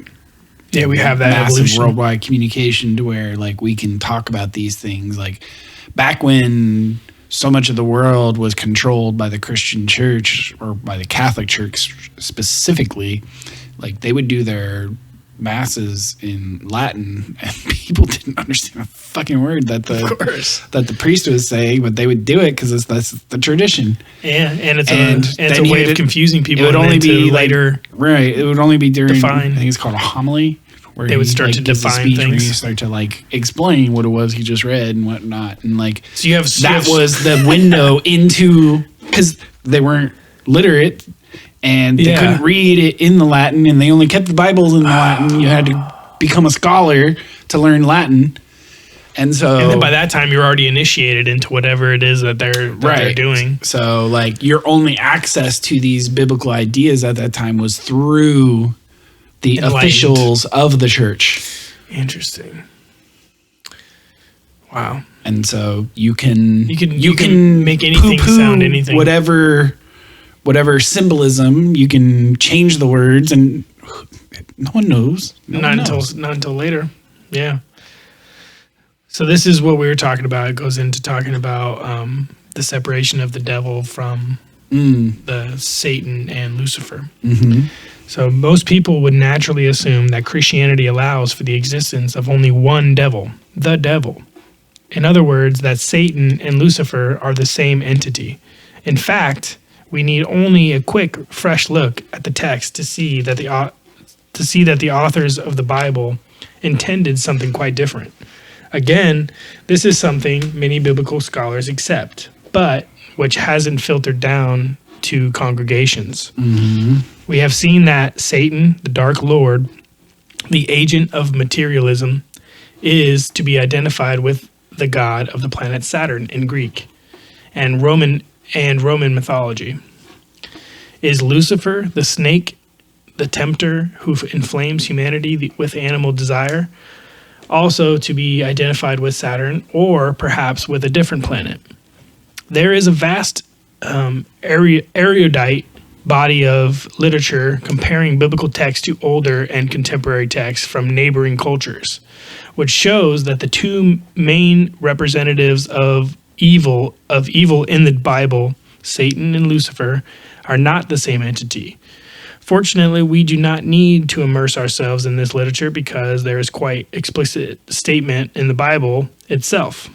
So the Bible outright, has a statement about it instead of having to go through all the text, is what they're saying. Mm-hmm. So from Isaiah 14:12, how thou art fallen from heaven, O Lucifer, son of the morning. The morning star is, of course, Venus. The Bible, therefore, identifies Lucifer with the planet Venus. Yeah. Lucifer, son of the morning. Ooh, what's that? That's that Kanye song. Oh. Well, I mean, it was a sample of someone else. I don't actually know who sang that originally. We'll have to find out. But it's that sample that I love so much. That sounds like something that you would have to find out. Oh, no, it's not you would love Kanye. to find I think out. it was a Kanye beat for a Jay-Z song.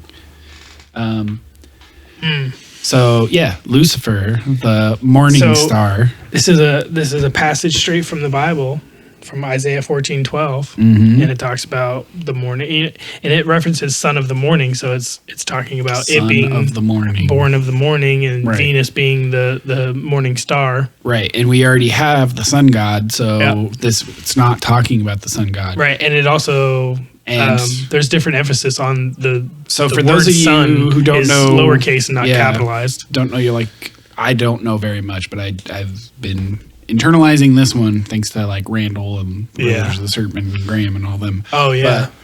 But, the reason Venus is called the morning star is because, just think about it, here we are. We're orbiting the sun, okay? And the next planet closest to us is Venus, right? So it's impossible for Venus to ever get, from our perspective, very far away from the sun.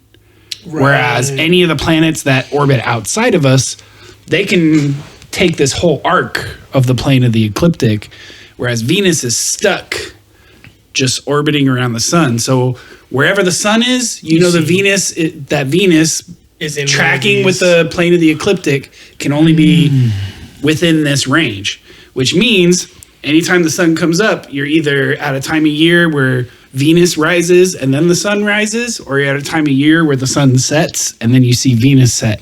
Venus always travels near the sun. That's why it's called the morning star.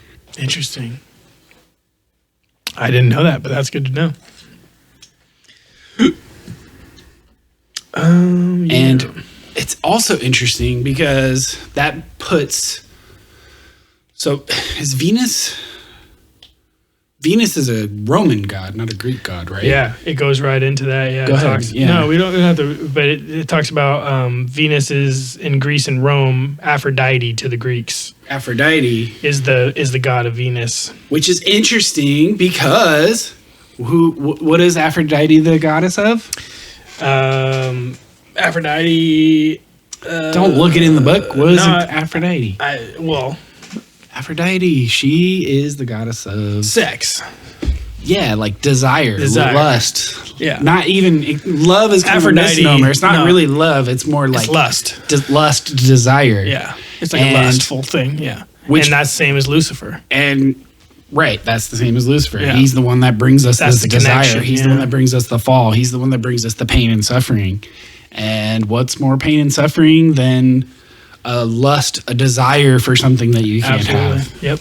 Right? So like they actually do play a similar role, but not if you get the kindergarten tale of Aphrodite being the goddess of love. She's not Cupid. Right. She's much more sinister than that. Yeah, well, and that's exactly right. Like they're basically synonymous. It's more of just like the tales that are told about them, like passed down to like, you know, certain crowds, like depending on your most recent time that you heard about the Greek gods. Like, if you were young and you heard of Aphrodite, you probably heard of the goddess of love and stuff. But if you do any more research, you know, there's a lot more to her than that. And I don't know. I know a little, but very little about Greek mythology. But as little as I know about Greek mythology, I know even less about Roman mythology. Right. Like I barely even know all their like pantheons names and stuff. I know a couple of them, but not much. Yeah, I don't know much. I would have to look into that more. But yeah, so it connects Lucifer with Venus. It says Lucifer and Venus are also ambiguous figures. Lucifer is evil, but he is a necessary evil. Without Lucifer's intervention, proto-humanity would not have evolved beyond vegetative state. Also, as a result of Lucifer's intervention in history, we are animated, both in the sense of that we can move about the surface of the planet, and also the sense that we are moved by desire. An animal has a conscious awareness of itself as a distinct entity that is denied to plants. To say that Adam and Eve knew that they were naked is to say that they became aware that they had bodies. Right. So yeah, that's just the distinction between the animal and proto-human, like vegetable state, like, and what it might have felt like suddenly the term naked is itself a symbolic use of language, right? Because you can say that I was naked to this, which means like I didn't expect it. Yeah. Right? Like I wasn't prepared. Yeah, you were naive to the fact that you had a body. Like plants have a body. We know that plants have a body, but plants don't know that plants have a body, you know? But as soon as you start moving around, is as soon as you can start freaking kicking your toe on a counter and be like, Yep. As soon as like another animal is trying to hunt you, and as soon as you need to move around constantly to guarantee your food source, like And that's your safety and survival, yeah. right. And that is that being aware of your body. That is being aware that you have needs, that you have wants, that you have desires. Mm-hmm. Yep. It's not just Adam and Eve getting shy because they were showing their privy parts. Right. No, yeah, it's more of like, you know, you're showing your philosophical like weakness, right? Like you start to understand that you are a being and you have actions you can take. So as soon as you realize that and you haven't done anything before then to do anything, like you start getting a fire lit under you, right? You start realizing like I need to start doing shit, right, to like survive. Like I need, you know, it's not just it's not just them realizing that they're naked and they're worried about their shit being seen. right. Yeah, it's more of like a internal, like mental thought. Like you start having thoughts. It does describe that, and I don't know if maybe I'll get into it here, but in order to delve, this is back to the chapter 4 in Lucifer. In order to delve deeper into the ambiguity and to understand better the next great event in the secret history of the world, we now turn to the early German version of Venus and Lucifer tradition. It appeared in medieval poetry and would enter the mainstream of world literature when it was taken up and adapted by Wolfram von Eschenbach in Parsifal. See, Lucifer, there he is. If there are still master priests, then you know well that I am saying the truth. Saint Michael saw God's anger. He took Lucifer's crown from his head in such a way that the stone jumped out of it, which on earth became Parsival's stone. Yeah, that's a... Whew. Parsival? How's that spelled? Who's Parsival? Parsival. Parsifal is the name of the play, but I'm not sure. I'm not sure if it's a person or not. I didn't follow that last point. No, that wasn't a point. It was more. It was like from the Eschenbach's like play, the Parsifal. Read that quote one more time. So it was. You're talking about a medieval poetry. And would enter the mainstream in the literature that was taken up and adapted by Wolfram von Eschenbach in Parsival, which I'm assuming is a poetry or a play or whatever. So it says, see, Lucifer, there he is. If there are still master priests, then you know well that I am saying the truth. Saint Michael saw God's anger. He took Lucifer's crown from his head in such a way that the stone jumped out of it, which on earth became Parsifal stone. So I'm assuming it's kind of just talking about God's anger with Lucifer, right? And the fact that he took his crown of being basically like the crown of being a god and sent him being the sun god. Yeah, right. Like because being this is the morning star god. This is like Lucifer antagonizing. This is Lucifer, Venus antagonizing the one sun god. Yep. The same way Satan, Saturn was antagonizing the mother goddess, right? Yep. It's like you get one side and then you get the other.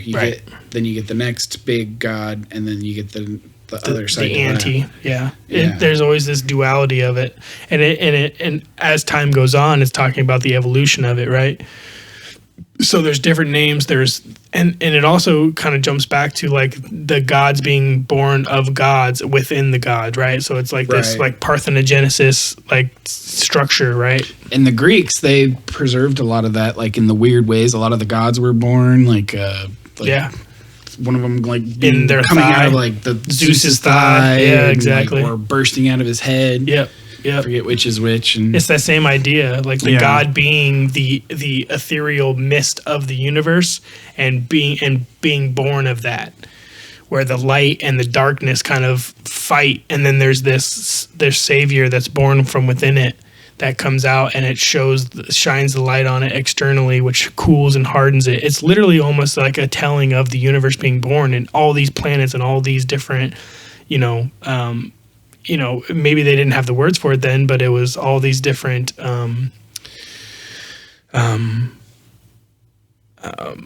cosmos, or what's the word I'm looking for? Galaxies. All these different galaxies being formed. It's almost as if like the different tellings and the different gods and the different ages are different galaxies being formed, and their sonnet, their poem being written in a way to create an image in your head. Yeah. But it also equates to the fact that those have some sort of intrinsic value to Earth itself, right? There's some connection there, and that kind of goes back to Adam's web-like structure of the universe, right? It was this fine mist of particles that were starting to connect and interweave, and then they would break apart and form separate things, and like those are the things being born out of Adam, right? And that's where I kind of go back to where my point is, like, if Adam, like this idea of Adam is the universe, then it's still happening. It hasn't stopped. Yeah. Galaxies are being born. There's still things happening that are forming, into the quote unquote future. Well, we think so. We can only see the past when we look at the sky. Right, but it gives you an idea of like it being a never-ending story, right? If this is what's being taught and told, right? And these are the metaphors and analogies that they're using to describe the history of us. It makes me think of sense OAHSPE. To continue. Yeah. We need to go into that. I need to look into that more. I know you were talking about that. One's going to be a big project for me. The way this is Drew's... Yeah. This one's Drew's responsibility. OAHSPE is going to be mine. And that thing is a freaking beast. I want to hear it. So, like, the short story of it is basically there's some dude who, like, was getting visions and communications with entities, and they, like, tested him, and they made him cleanse himself, and then they... started coming to him in visions and made him buy a typewriter and learn to type, and then told him to sit down at it every morning and they would write through him. So it's this phenomenon known as automatic writing that is, well known throughout like esoteric and psychic circles across the world, right? So automatic writing is a phenomenon. Anyway, he sits down every morning and he writes this thing, and he's instructed not to read it until it's complete. And he comes up with this big freaking book called OAHSPE, which Manifesto. Is a new Bible, essentially, that goes into more detail. It's like the detail. It's weird. As I've been reading it, I'm only about like maybe a quarter of the way into it. This freaking thing is huge. It's like over 1,000 pages. Yeah, that'll be a few book reports down the way. Then. Yeah, and I'll have to like condense a lot of it because some of it is really repetitive, and I want to like. But the reason it makes me think of OAHSPE is because in OAHSPE, their mythology of the creation of everything is also essentially starting with like life just existing. Yeah. Like that, it sort of has like that Adam kind of origin in sense of like materialism and stuff. Yeah, and like their take is that the planets in their course around their sun, and then your solar system's course around its galaxy takes you through these different nebula clouds that purposely sprinkle the Earth with all the materials needed to kickstart life. That's their explanation for life, and it's very much panspermia. But then once like it starts getting into the history of Earth, it gets into the history of like all of these different gods ruling over Earth and their effect on Earth. Yeah, they have their own sort of like hierarchy of higher beings. So like according to OAHSPE, like the one prime mover god that brought the entire universe into existence. Their name for that is Jehovah in OAHSPE. And then it's like a big freaking bureaucracy below that. So Jehovah is the creator. Down. Below that is gods. Gods are like a position, like a king, like a spiritual king. And a god may be like the ruler of an entire solar system or galaxy. And then those gods will have minor gods that rule then those planets physically. Yeah, so like as there would be on the earth the or god, quote unquote, god of earth. Yeah. And then that god has his lords that are appointed to rule over different portions of the earth.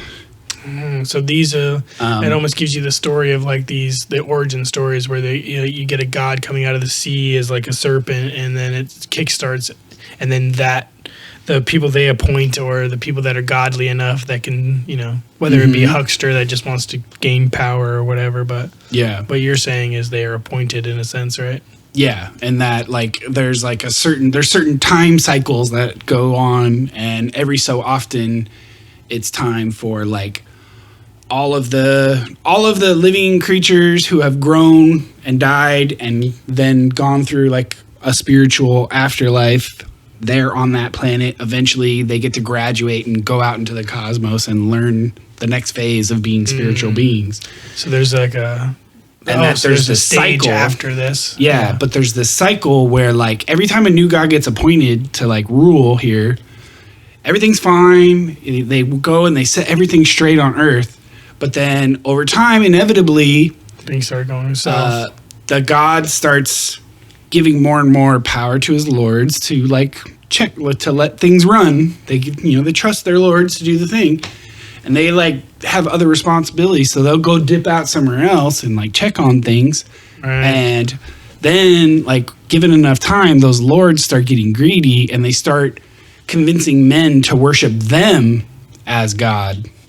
So you got to think, right? So like these lords, right, they're kind of dependent on the god to give them the information that it takes and the give them the arrow of the direction they need to be moving society in a sense, right? Because they're appointed, whether they don't have the same level of consciousness or awareness that the God has of what the universe is needing or wanting to push things towards, right? So instead, they start to be like, look, I haven't heard from him in a while, but instead of telling people that, I'm going to start just channeling or pretending, to like channel what's the information and just come up with shit off the top of my head. And maybe a day to that God, it goes and dips out to another thing that's having an issue, right? That day that they're gone is 2,000 years. Right. You know, and that Lord dies, or maybe it doesn't, and it has to go, whatever. These are post-physical creatures at this point. So they're dead. By the time they're gods and lords, right? So they've already been dead, but they're like... Yeah. They're in charge of like the spiritual, right? The guidance of the area that they're in charge of, But they get left unattended for too long. They can start to get envious of the other gods and start to like, no, what? Why am I preparing everyone to ship them off somewhere else when I can just be like teaching these people to give me everything I want? And then they eventually like corrupt the religions so that the people are worshiping them rather than the creator of all. And like that, it tells these stories of like multiple like cataclysms being visited upon the earth to like wipe it of these unclean like lords who then inspire kings on the earth to get men to act evil. And it ties into like giants and like weird different creatures. Like it's a really cool thing. It's going to be a good book. That too, like this, reminds me. It goes a lot. There's a lot of weird parallels. So this one is actually... So tradition tells us then that as Lucifer fell, a great emerald dropped from his forehead. This signals that humanity would increasingly suffer a loss of vision in the third eye, the brow chakra. While the result of the influence of Satan is that life is often hard to bear, it is as a result of the influence of Venus that life is often hard to understand. The influence of Venus brought a paradoxical, tricky quality to the heart of the universe. In other words, delusion entered the world. Lucifer endowed matter with a glamour that would dazzle humankind and blind people to higher truths. Why is it that the way forward sometimes looks like the way backwards? Why is it that the thing we most ought not do looks almost indistinguishable from the thing we ought to do? In my heart of hearts, I know what I ought to do, but I have another alien element entwined inside me that wants to lead me astray. Yeah. This is that dichotomy. This is that, like... this is what it means to be human. Yeah, and you struggle. People struggle with this day in, day out. You struggle with the urge to do what you shouldn't do. Mm-hmm. The morals of it, and a lot of people do. And there are people that are, nurtured differently, in a sense, that have less of a distinguishable line there. But so it makes sense that like this. So like what they're talking about is like the bringing of delusion, right? It's like the idea of like you are something that you see yourself or see a situation as something that it is just physically in reality not.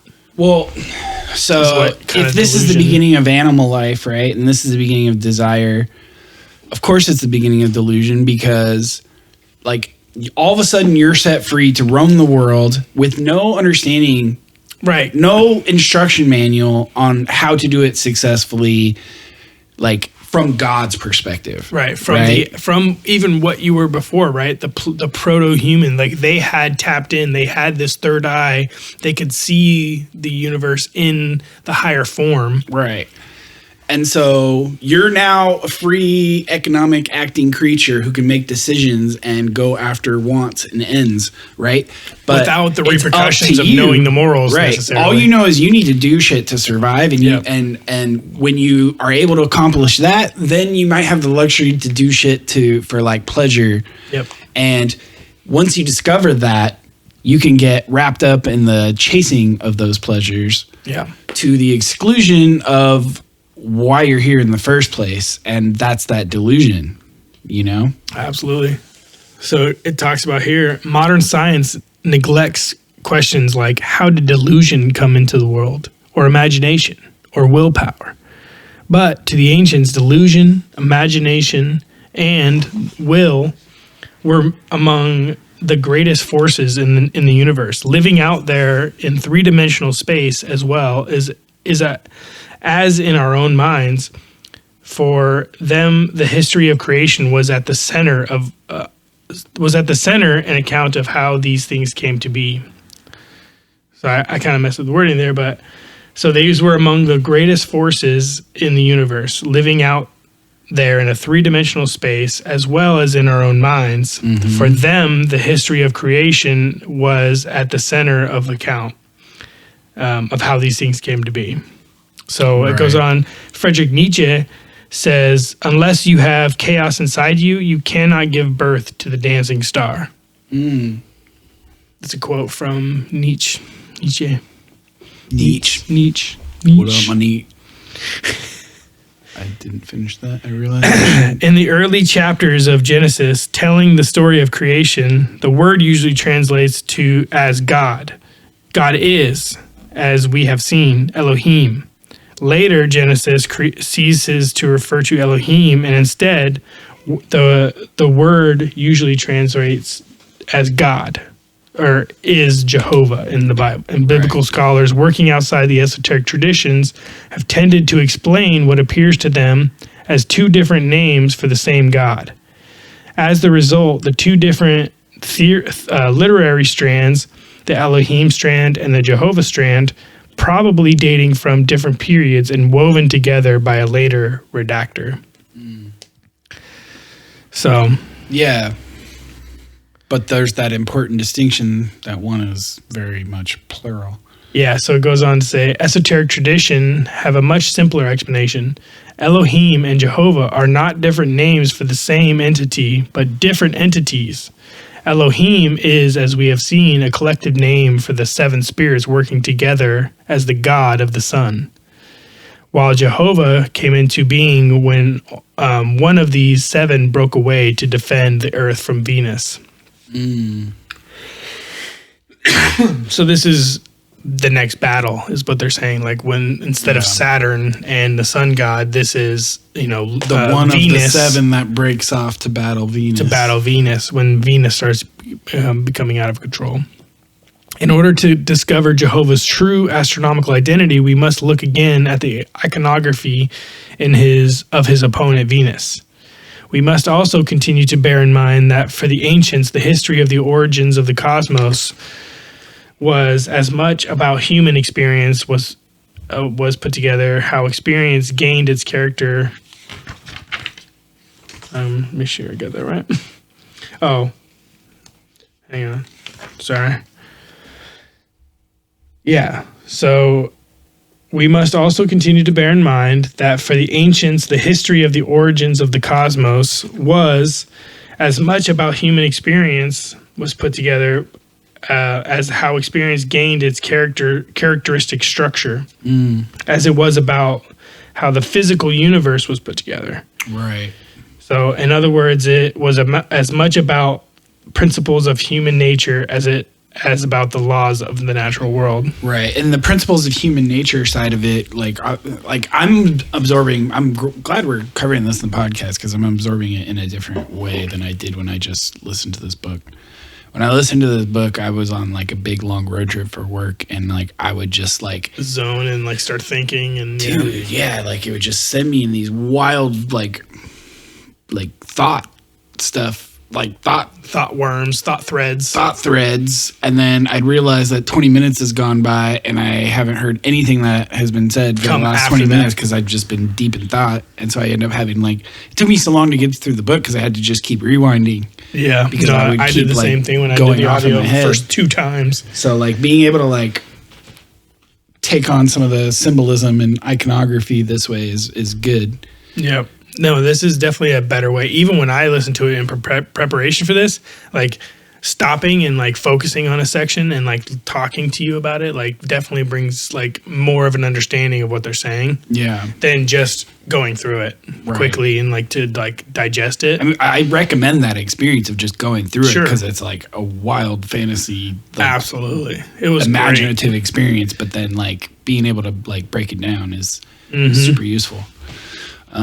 But we are over time, so I don't know if you want to cover a little more. Are we close to the end of a chapter, or are we at a good stopping point? We can go longer. We're pretty close to the end of this chapter, so maybe we just push through. Let's kill this chapter. So,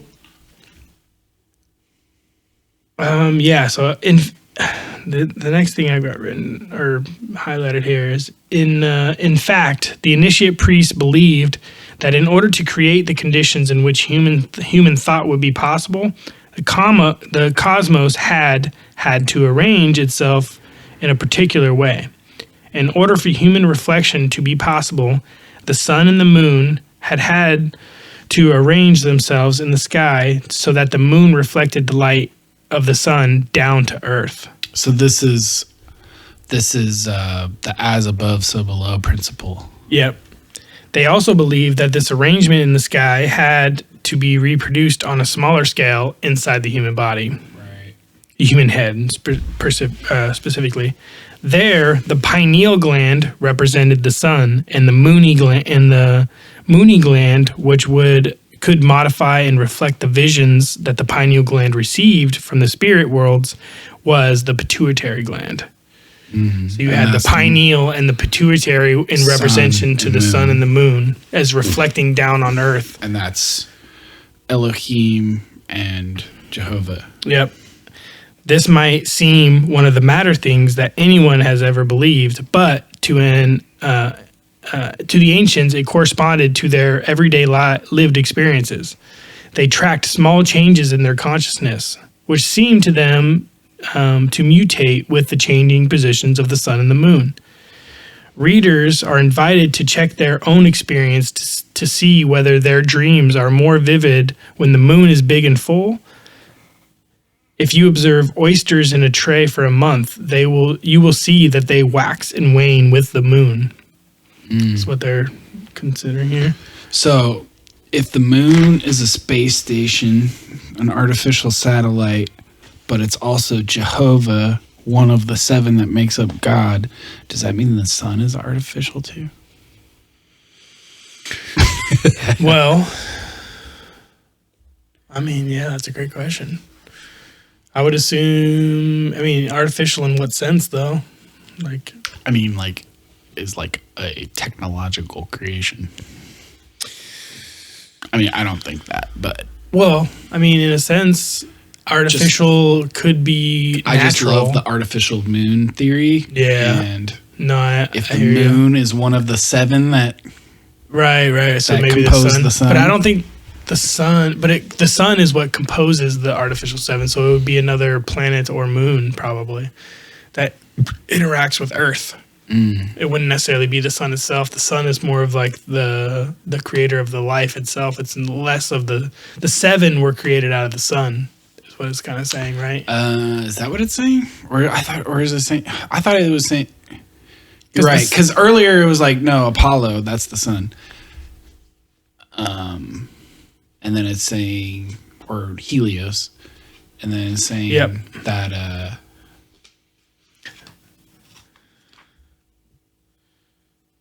Did it say the sun made up? I thought it said this. Just read like a page or 2 back. It was saying that the sun was made up of 7, or that the 7 were born from the sun. Let me look.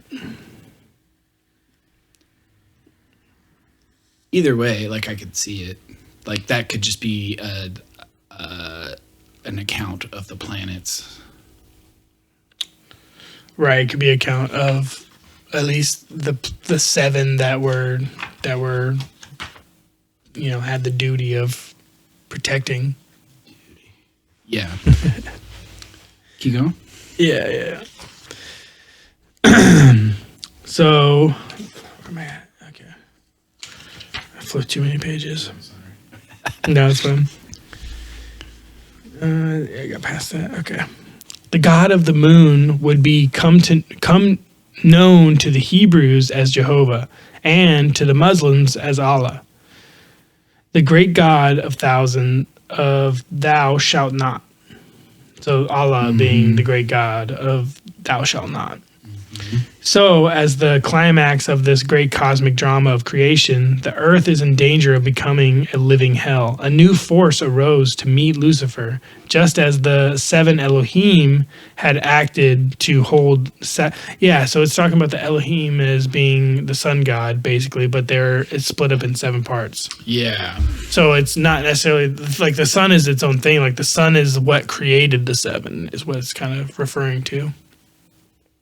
I didn't hear it that way, even still. But no? Well, because it says... I don't know. It kind of sounds that way to me. Like, just as the 7 Elohim, because Elohim is plural of gods. You're right. But it's not just specifically talking about the Elohim, sun gods. What was the... Just as the 7 Elohim had acted to hold Saturn and Satan in check. So...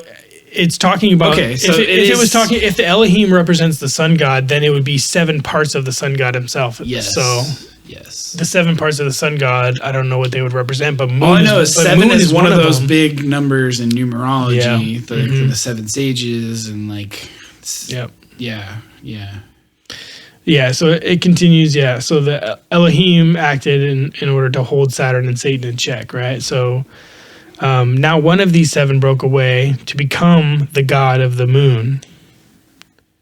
So it wasn't the god of the moon. Right. It was part of the sun. So it was part of the sun. Yeah. So there was this light being emanated that gave life to the moon, which was a god. And it's okay.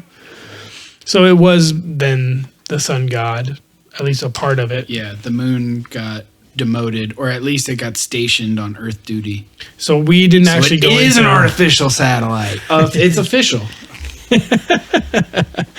It's supposed to be part of the sun. So, so it says now. So one of the 7s to God of the moon, right? From there, directed operations to hold Venus and Lucifer in check. So the moon was there to hold Venus in check of its reign over the earth. Right.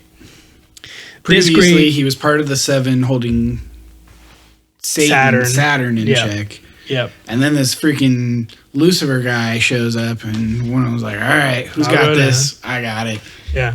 That almost gives me another like way back into not panspermia, but panpsychism, like this idea that everything has a consciousness, right? Every part of every being, right? So if you think of the sun god as an entity, like it's a collection of smaller particles that create this whole that we see. It's then a collective consciousness. So you could think of a collective consciousness not being a singular thing, and a part of it could go and spark life on whatever else, right? Yeah. So if our theories are correct of the moon being artificial and it having life on it, or being life, right? It has some purpose. So that's interesting, because it also follows from the point he kept making earlier that the way that these gods reproduce isn't exactly reproduction. In a way, it's immortality. It's an extension of themselves. Yep. So maybe in that sense, the moon came from the sun, broke off from the seven. Yeah. But that also makes me think of like so let's say the moon isn't an artificial satellite and it was created from whatever protoplanet hit the primordial pre-Earth, and knocked a big chunk out of it that became a moon. Well, then it's almost like a analogy in the multi-layers. Multi-layers, like they talk about, like the as above, so below. Like that's that analogy of like Earth being like literally attacked as life is starting to come up. It gets wiped out. And then the moon has to spin off and become created to balance and create the seasons and create the order and the rhythms in order to keep Lucifer at bay. I don't know if we could do it real quick on your PC, but you should look up the Neil deGrasse Tyson quote, or like short like it's a short video on his man, it's like a really inspirational, supposedly inspirational type of video of his, but it's talking about his like why humans should feel large in the universe and not small. When they just look that up, and we'll have to play it or link it at least. Look at videos. Try to find a video. Yeah, right there, the third one down.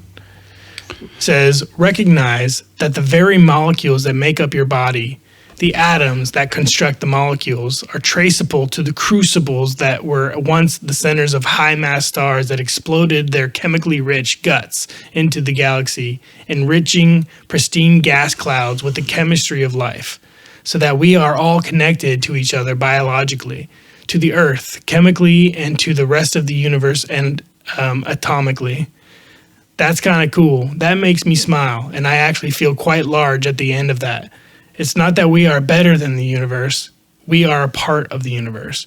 We are in the universe, and the universe is in us. That sounds like Parthenogenesis to me. And that's a very outspoken. What is a better example of Parthenogenesis than a freaking star going supernova and spewing itself out to create new elements, new worlds, new planets, new phases of life? Absolutely. Yeah, that are made up of it, right? Like, yep. And there are different parts of the universe that might seed or have the founding layers within it to take in that life and create its own new life from it. But there's other parts that instead of that, it looks like is a dark wave of matter being moved through it, and nothing seeds, but all you see is this disturbance, and maybe millennia down the road something might happen from this seeding. But it's a fascinating quote, and that's totally in line with what we're talking about. And I'll go straight back into the book here at the very last page of chapter 4. This great cosmic battle against Venus was remembered in cultures around the world. For example, in the story of Krishna's battle with the snake demon Kalia, in Apollo's battle with the python, and of Perseus, one of whose attributes was a mirror shield, combating the sexually ravenous dragon that threatened Andromeda. The Jehovah of the Old Testament is a jealous, angry, and warlike God. In Hebrew tradition, Jehovah's forces are led by Archangel Michael, as the book of Revelation has it, and there was a war in heaven. Michael and his angels fought against the dragon, and the dragon fought against his angels, and the great dragon was cast out. That old serpent, which deceiveth the whole world, was cast out into the earth. Cast out into the earth. Yeah, because this is kind of the same idea of like the Titans, you know, like the Titans being... That's the part where like once they start talking about dragons there, like that's where I'm hearing Randall's voice in my head. And I'm like, that sounds like impacts. Let me finish this quick. It's literally like one paragraph here. We have seen that in the third great act of the drama of creation, the god of the moon won a great victory. So began the era of the moon. The first three epochs of the cosmos, the mineral, the vegetable, and the animal eras, Saturn Day, Sun Day, and Moon Day, are remembered in the names of the first 3 days of the week. Wow. These days of the week are named after these three heavenly bodies in the particular order from which, for this reason alone. Dang, that's cool. Yeah. Saturn Day. So that finishes chapter 4, and yeah, I've read into chapter 6 in preparation for this. I knew this would happen, but cool. We're well over our time, and I mean, whew. Dang, this was fun. This is very fun. I enjoyed myself. I know we did a lot of tangents, and hopefully it didn't. We'll continue to do that, because I had a blast. Yeah, and we're going to continue to do that, whether you say you didn't like it or not. But please comment if you didn't. Yeah. Please comment if you liked it. We just like to comment, please talk to us. We need friends who like weird stuff. Yeah, we wanted to get into some conversations here. Yeah, give us write us hosts@dualitycheck.com. Send us a message on Facebook. Send us a message on Instagram. Like and subscribe, obviously. If you're listening on YouTube, rate us on Apple Podcasts and all the different podcasts. The algorithm by giving us a like and subscribe. Yeah, comment. And please comment. Yeah, we want to most of all we want to get to, we want to have conversations with other like-minded people who are just open to new ideas and want to discuss this crazy world we live in. Right. We want you guys to be our friends first, and then we'll introduce you guys to each other so that we can be the ones that like brought all the cool people together, and we can build a community from that. Yep. And talk about lots of cool, weird stuff all the time. Yeah, we'll talk about other communities too. We'll collaborate. Give us a rating on iTunes. That'll help. Or on Spotify. If you listen on Spotify, there's a way to review the episode after you've listened to it. I tried to review ourselves, and they actually make you listen to it before they'll let you review it, which is cool. Well, that's good. Yeah. And I already edited it and listened a bunch of times, so I wasn't about to listen to the whole damn thing again on Spotify just so I could hear boost myself artificially. So someone help me out. Please. We don't want to do it. We don't want to do it. It's been a great time. Thanks for spending it with us, people. No hiccups this time. No hiccups this time. Only finger puppets. Yeah. For distractions. If you heard that weird popping sound in the background, the boop, boop, that was me playing with the finger puppet. I couldn't stop fidgeting with it. I know, it became a fidget toy after a minute. Yeah. All right, man. All right.